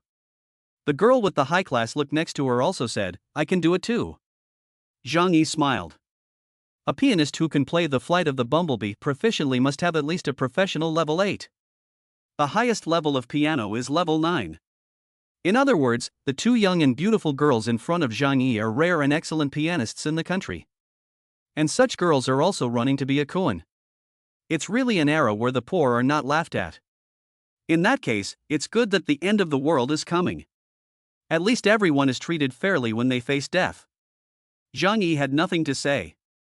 They came to perform, and at least they could get a few 100,000 or even a few million in red envelopes. In the face of such temptation, most goddesses in the eyes of ordinary people are unable to resist. Zhang Yi looked at these beautiful and charming girls again, and the fire in his eyes had subsided a lot. He raised his gun and aimed at the three girls. Turn around and lie down against the wall. The three girls' eyes flashed with a smile when they heard this. You're such a jerk. You've been trying to get us to do it for so long, but in the end, you just want to fuck us, don't you? The three girls pretended to be scared and then turned around and lay down against the wall. It was obvious that they were very skilled. Zhang Yi took out several bundles of rope and some cable ties from a different dimension, and walked over to tie them up tightly one by one. It was the same professional kimono-style bondage. At first, the girls thought Zhang Yi wanted to play with them, but then they realized that Zhang Yi was tying them up tighter and tighter. After tying them up, Zhang Yi threw them in the pet room, closed the door and left. It's not time to relax yet, and Zhang Yi is not the kind of man who is obsessed with sex. He still needs to continue exploring the house to see if there are any dangers. Chapter 158, Let's Talk. Zhang Yi searched the other rooms on the second floor again. This floor is mainly for entertainment. In addition to the pet room, there is also a room filled with all kinds of props, as well as a waterbed room with a unique atmosphere. However, the waterbed room is basically abandoned now. The overall temperature in the shelter is around 10 degrees Celsius. It seems that the energy consumption has been too high, so they are now trying to save energy. Zhang Yi glanced around the waterbed room, but found 5 or 6 bodies on the floor. No wonder it was so cold when we came in. It turns out that the problem is here. Zhang Yi was already used to seeing dead bodies. The 6 bodies were all women, and very beautiful women at that. If Zhang Yi guessed correctly, they were all so-called celebrities, just like the 3 girls in the pet room. This shelter is not as harmonious as it seems. Zhang Yi said in a flat tone. 9 women and 2 men living in a post-apocalyptic shelter could easily evolve into a primitive society. Zhang Yi did not know the cause of their deaths, but he could probably guess. But these things have nothing to do with him. But the 3 girls in the pet room must be involved. They have to be dealt with. These women who would sell their bodies for money are a scourge if they are kept. Zhang Yi's eyes flashed with a determined murderous intent. Although it was a pity to do so, Zhang Yi would follow his own reason and do what he should do. After exploring the 2 floors above ground, Zhang Yi followed Su Hao's instructions and found the entrance to the basement, then went down. Compared to the surface, the 2 underground levels were mainly prepared for the doomsday shelter. The B1 looked like a spaceship. The 8 separate rooms all have thick alloy metal doors. There was no keyhole, so Zhang Yi guessed that it was opened with a magnetic card or retinal verification. He spent half a day trying to open it. It seems that if you want to know how to use the entire shelter, you have to ask the owner, Wang Ximing. Zhang Yi said to himself. He didn't dwell on this, but went to other places to check them out one by one. B1 in addition to the room where he was staying, there were other rooms. It seemed that there were so many rooms that he was afraid he would forget them all, so he labeled them with names. Warehouse, power center, network server, console, water room. Most of the doors were tightly closed, except for the console. Zhang Yi came to the console.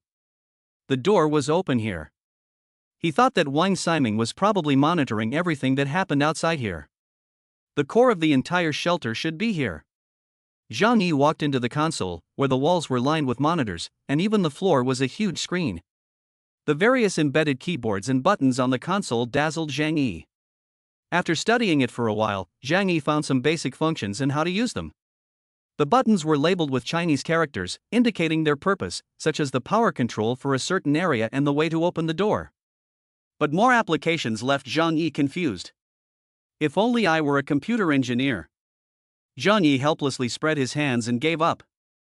Without a manual, it would be impossible to figure out how to use this kind of professional equipment.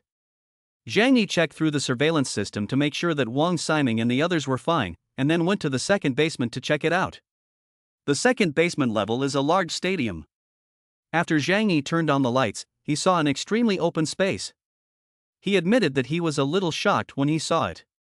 The height of this floor is more than 10 meters, and if you look up, you can see the high dome, supported by a thick frame made of alloy. There was a basketball court, a tennis court, and even a large area that had been developed into a miniature golf course. It's extravagant. Zhang Yi could only describe what he saw with these two words.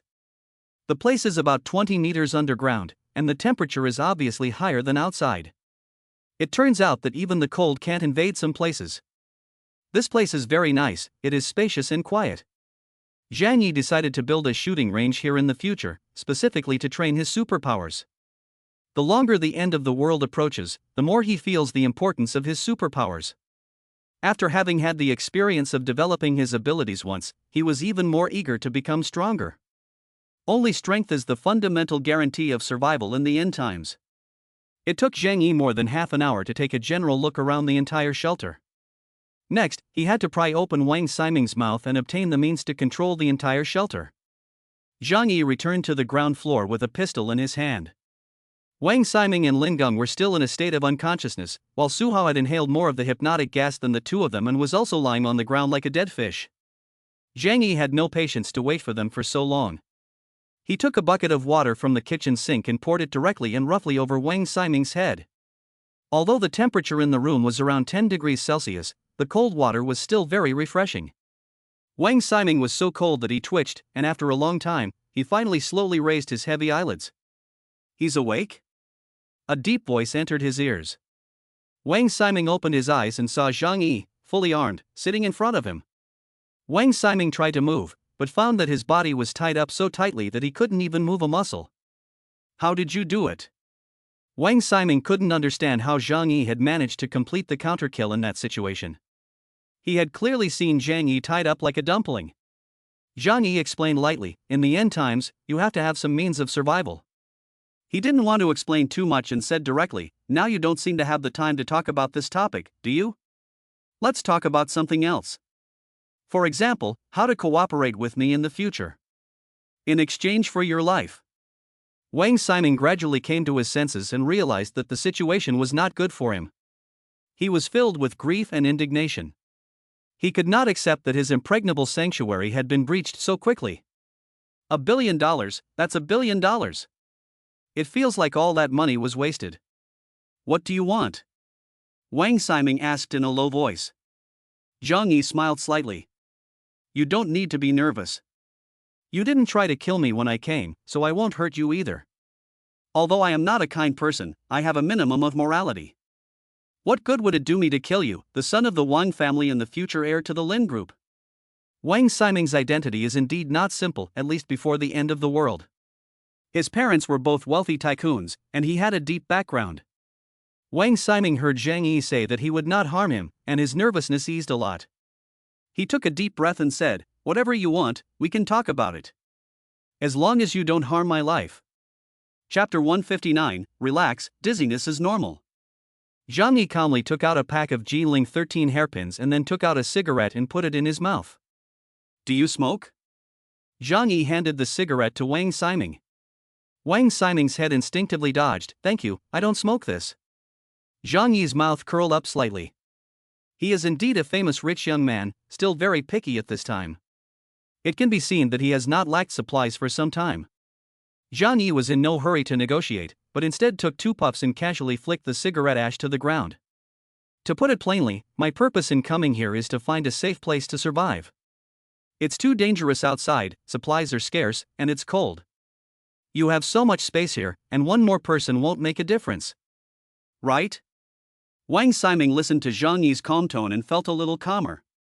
Your goal is to move in? Don't you want to kill me and become the master here? Zhang Yi snorted. Kill you? Do I need to? He spread his arms wide. Your place is so big that even if 100 people came to live here, it would still be spacious. I wouldn't kill someone for no reason. What's more, I also hope to take this opportunity to make friends with you, Mr. Wang. Zhang Yi's attitude seemed sincere. Wang Ximing's eyes rolled. Oh? You want to make friends with me? Zhang Yi nodded seriously. That's good. He stood up from his chair and paced slowly.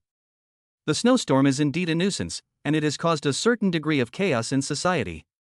However, this abnormal weather phenomenon cannot last for too long, and sooner or later society will return to its former order. If a small person like me can become friends with a rich man like you, Wang, then with your help, I will be able to rise to the top. Wang Ximing's face showed a look of arrogance. Of course. If I give you a little push, you can become a person of importance. Not to mention promoting you. In the past, if I had slapped you, the compensation would have allowed you to work less for 30 years. He said this, but in his heart he was thinking, it seems that this person thinks the snowstorm will soon be over. That's good, he still fears the order of civilized society and dares not kill me. Zhang Yi smiled and said, that's what I mean. Now we can each get what we want. I'll move in here and provide you with what you need. For example, I can protect your safety. You've seen what I'm capable of. And I have a means of transportation, which can be used to go out and find supplies, as well as take you to other places. I believe we will work together very well, don't you? Why do we have to fight to the death? That's what barbarians do. I, Zhang Yi, will not do that. Wang Ximing felt more and more relieved. Okay, I can promise you that. First, untie me. Zhang Yi shook his head. Mr. Wang, you are being too rude. I have already shown my sincerity, but what about you? You haven't shown any, so how can I trust you? Wang Ximing's eyes darkened. What do you want? I can let you pick whatever you want from this house. If you need women, there are 3 on the 2nd floor that I can give you. Zhang Yi narrowed his eyes. I don't need any of those things.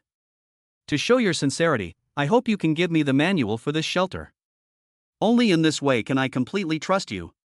Wang Ximing's face showed hesitation. Zhang Yi did not give him a chance to think, and said bluntly, if it is not like this, I cannot guarantee that I can live here safely. It's just the manual. Besides, even if you don't give it to me, I can figure it out in my own time. Wang Ximing frowned and said, I'm afraid that's still very difficult for you. This shelter is not as easy to control as you think. Zhang Yi's face showed signs of displeasure. Mr. Wang, I am talking to you about this matter with all sincerity. If you are willing to cooperate, we can get along well. However, he took a deep breath and his eyes became cold. Don't push me too far. Wang Ximing felt a chill in his heart. He was afraid of death. In terms of courage, he was even worse than the ordinary people in Yuelu community who had experienced life and death. He was rich, and as long as the snowstorm was over, he could still live a happy life. So he is very attached to his life. Don't worry. I'll ask you this, if I agree to give you the instructions for this shelter, can you promise not to kill us? Zhang Yi's eyes were firm and he slowly nodded. I have already said that I, Zhang Yi, am not a person who kills innocent people. And after the snowstorm is over, I hope to be able to become your friend, Prince Wang. Wang Ximing believed what Zhang Yi said. Because at this point, he had no other choice. Zhang Yi could kill him at any time. Following Wang Ximing's instructions, Zhang Yi found the instructions for the shelter in his computer. Upon seeing it, Zhang Yi was also amazed at the complexity and rigor of the shelter. If Zhang Yi had not received the manual, he would have operated it in a haphazard manner, which would have triggered the self-destruct function built into the console. At that time, the entire shelter would be completely sealed off and turned into a huge steel tomb. Wang Ximing said to Zhang Yi, now can you untie me? Zhang Yi didn't even look up. Don't worry. I have to try to see if the manual you gave me is fake. Zhang Yi took the computer to the control room and tried to operate it. After confirming that all the functions were working properly, he nodded in satisfaction. From now on, I, Zhang Yi, am the owner of this asylum. Zhang Yi's smile reached the back of his ears. He was so lucky to have found such a top-notch shelter so easily. He put down his laptop and returned to the living room on the first floor. Wang Ximing looked at him and said, "How is it? Is everything okay? Untie me quickly, I feel like my body is numb." "Okay, just a moment." Zhang Yi took a blanket from the sofa and spread it on the floor. He came up to Wang Ximing and suddenly pulled out a golden claw knife from his waist. Then he hugged Wang Ximing's head and stabbed him in the neck. Blood flowed down like a spring, and Wang Ximing looked at Zhang Yi in shock, unable to understand why Zhang Yi still wanted to kill him even though he had done what Zhang Yi had asked him to do. But he couldn't speak, and blood was gushing from his throat. Zhang Yi hugged his head, gently said, "Relax, relax, breathe deeply. At first, you may feel a little dizzy, but that's normal. Soon you won't feel any pain." It didn't take long before Wang Ximing really felt no pain at all. It was as if he was unwilling to die, as he kept his eyes open. Zhang Yi wrapped him in a blanket so that there would be no bloodstains on the ground, which would make it easier to clean up. He explained softly, "I'm sorry, I'm too lazy to explain it to you in detail. But now you're of no use to me, I can't possibly keep a useless person around, can I?" Chapter 160, Release. After Zhang Yi had finished with Wang Ximing, he also killed Lin Geng, who was standing next to him. He was lucky that he was still in a coma when he died, so he didn't experience any pain. Zhang Yi put the bodies of the two men into a different dimension, and when he was ready to go back, he found a place to throw them away. There were still traces of blood on the ground, so he used a mop from the bathroom to clean it up. Su Hao still hadn't woken up. Zhang Yi stared at him intently for a minute. If he wanted to kill Su Hao, he could do it now, and he would not feel a thing. Kill or not kill? Zhang Yi was hesitant about what to do with Su Hao. After all, without Su Hao's help, he would not have been able to find this place. Without his cooperation, Zhang Yi would not be able to successfully enter the shelter and ultimately seize control here. However, Zhang Yi could not accept a man he could not trust living under the same roof as him. After thinking it over, Zhang Yi made a decision. Instead of dealing with Su Hao, he returned to the second floor. There were still 3 koan here, and it would be a waste of rice to keep them. Zhang Yi went to the second floor and opened the door to the pet room. The 3 women were tied up tightly, sitting back to back on the soft carpet. The large patches of white skin and the deliberately exposed flesh would make any normal man drool. To be honest, if Zhang Yi didn't know they were Kuns, he might have considered keeping them, even if it was just to perform the flight of the bumblebee for himself. The 3 women's mouths were all gagged by Zhang Yi, and they were whimpering, their eyes full of pleading. They seemed to sense that this man was very dangerous and began to worry about their own safety. Zhang Yi walked over, picked them up off the ground, and led them downstairs. As he passed the living room in the middle of the second floor, he saw clothes, underwear, stockings, uniforms, and condom packets scattered everywhere. Zhang Yi stopped. The 3 women thought that Zhang Yi had fallen for them and looked at him with pleading eyes, moving closer to him. Zhang Yi ignored them and went to pick up their clothes, then continued to hurry them down. It wasn't until they reached the passage near the door that the 3 women realized what was going on and shook their heads in horror. Zhang Yi took out a claw knife, cut the ropes on their bodies, and then threw the clothes at them. "Leave here. Go out and make a living on your own." Zhang Yi had no grudges against them, so he didn't want to kill them. This was his bottom line. But he also wouldn't want to keep these scheming women in his house, as that would be like inviting danger. As for whether they live or die after they leave, that has nothing to do with Zhang Yi. It's the world that killed you, not me. Although it feels like a bit of a waste, Zhang Yi doesn't want to get his hands dirty with the blood of people with whom he has no grudges or disputes of interest. This is the last bit of humanity he has left in the end times. The 3 women heard that Zhang Yi was going to kick them out and looked out the window at the vast world covered in snow. They all cried out in fear. The women begged Zhang Yi, but he remained unmoved. Even when they offered to provide him with the highest level of service, he was unmoved. When it comes to choosing between his older and younger brothers, it is clear that protecting his older brother is the most important thing. He didn't believe in the humanity of a group of women. It was that simple. Zhang Yi pointed the gun in their direction, and the 3 women, in a state of despair, quickly put on their clothes and left the shelter. As soon as the 3 women left, Zhang Yi closed the entrance to the passage. Zhang Yi shook his head at the sight of the three women in their fur coats and black stockings and high heels. If they freeze to death, at least 3 beautiful specimens of the human body will be preserved. It's better than being killed by my own hands. Now, there are only 2 living people in the room, Zhang Yi and Su Hao. Su Hao has inhaled a lot of the hypnotic gas, and it is unknown when he will wake up. For safety reasons, Zhang Yi tied him up as well. His tying techniques have improved a lot today.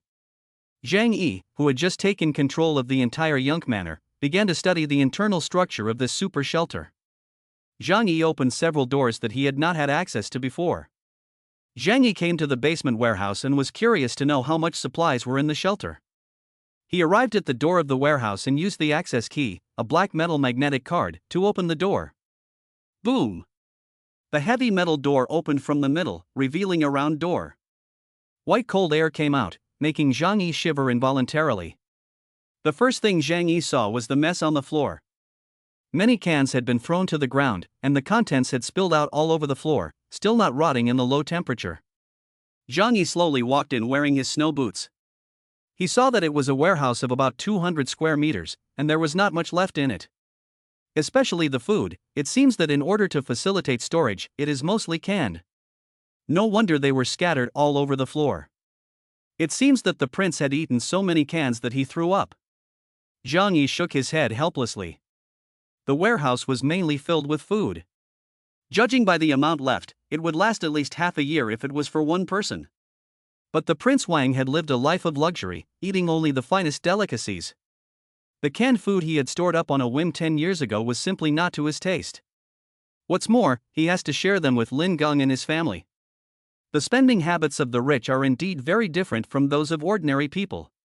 If it were me, this entire warehouse would be filled with canned and compressed foods, enough to last at least a person for decades. Zhang Yi couldn't help but sigh. When the Zhanlong Security Company designed this shelter, they were thinking about survival in the end times.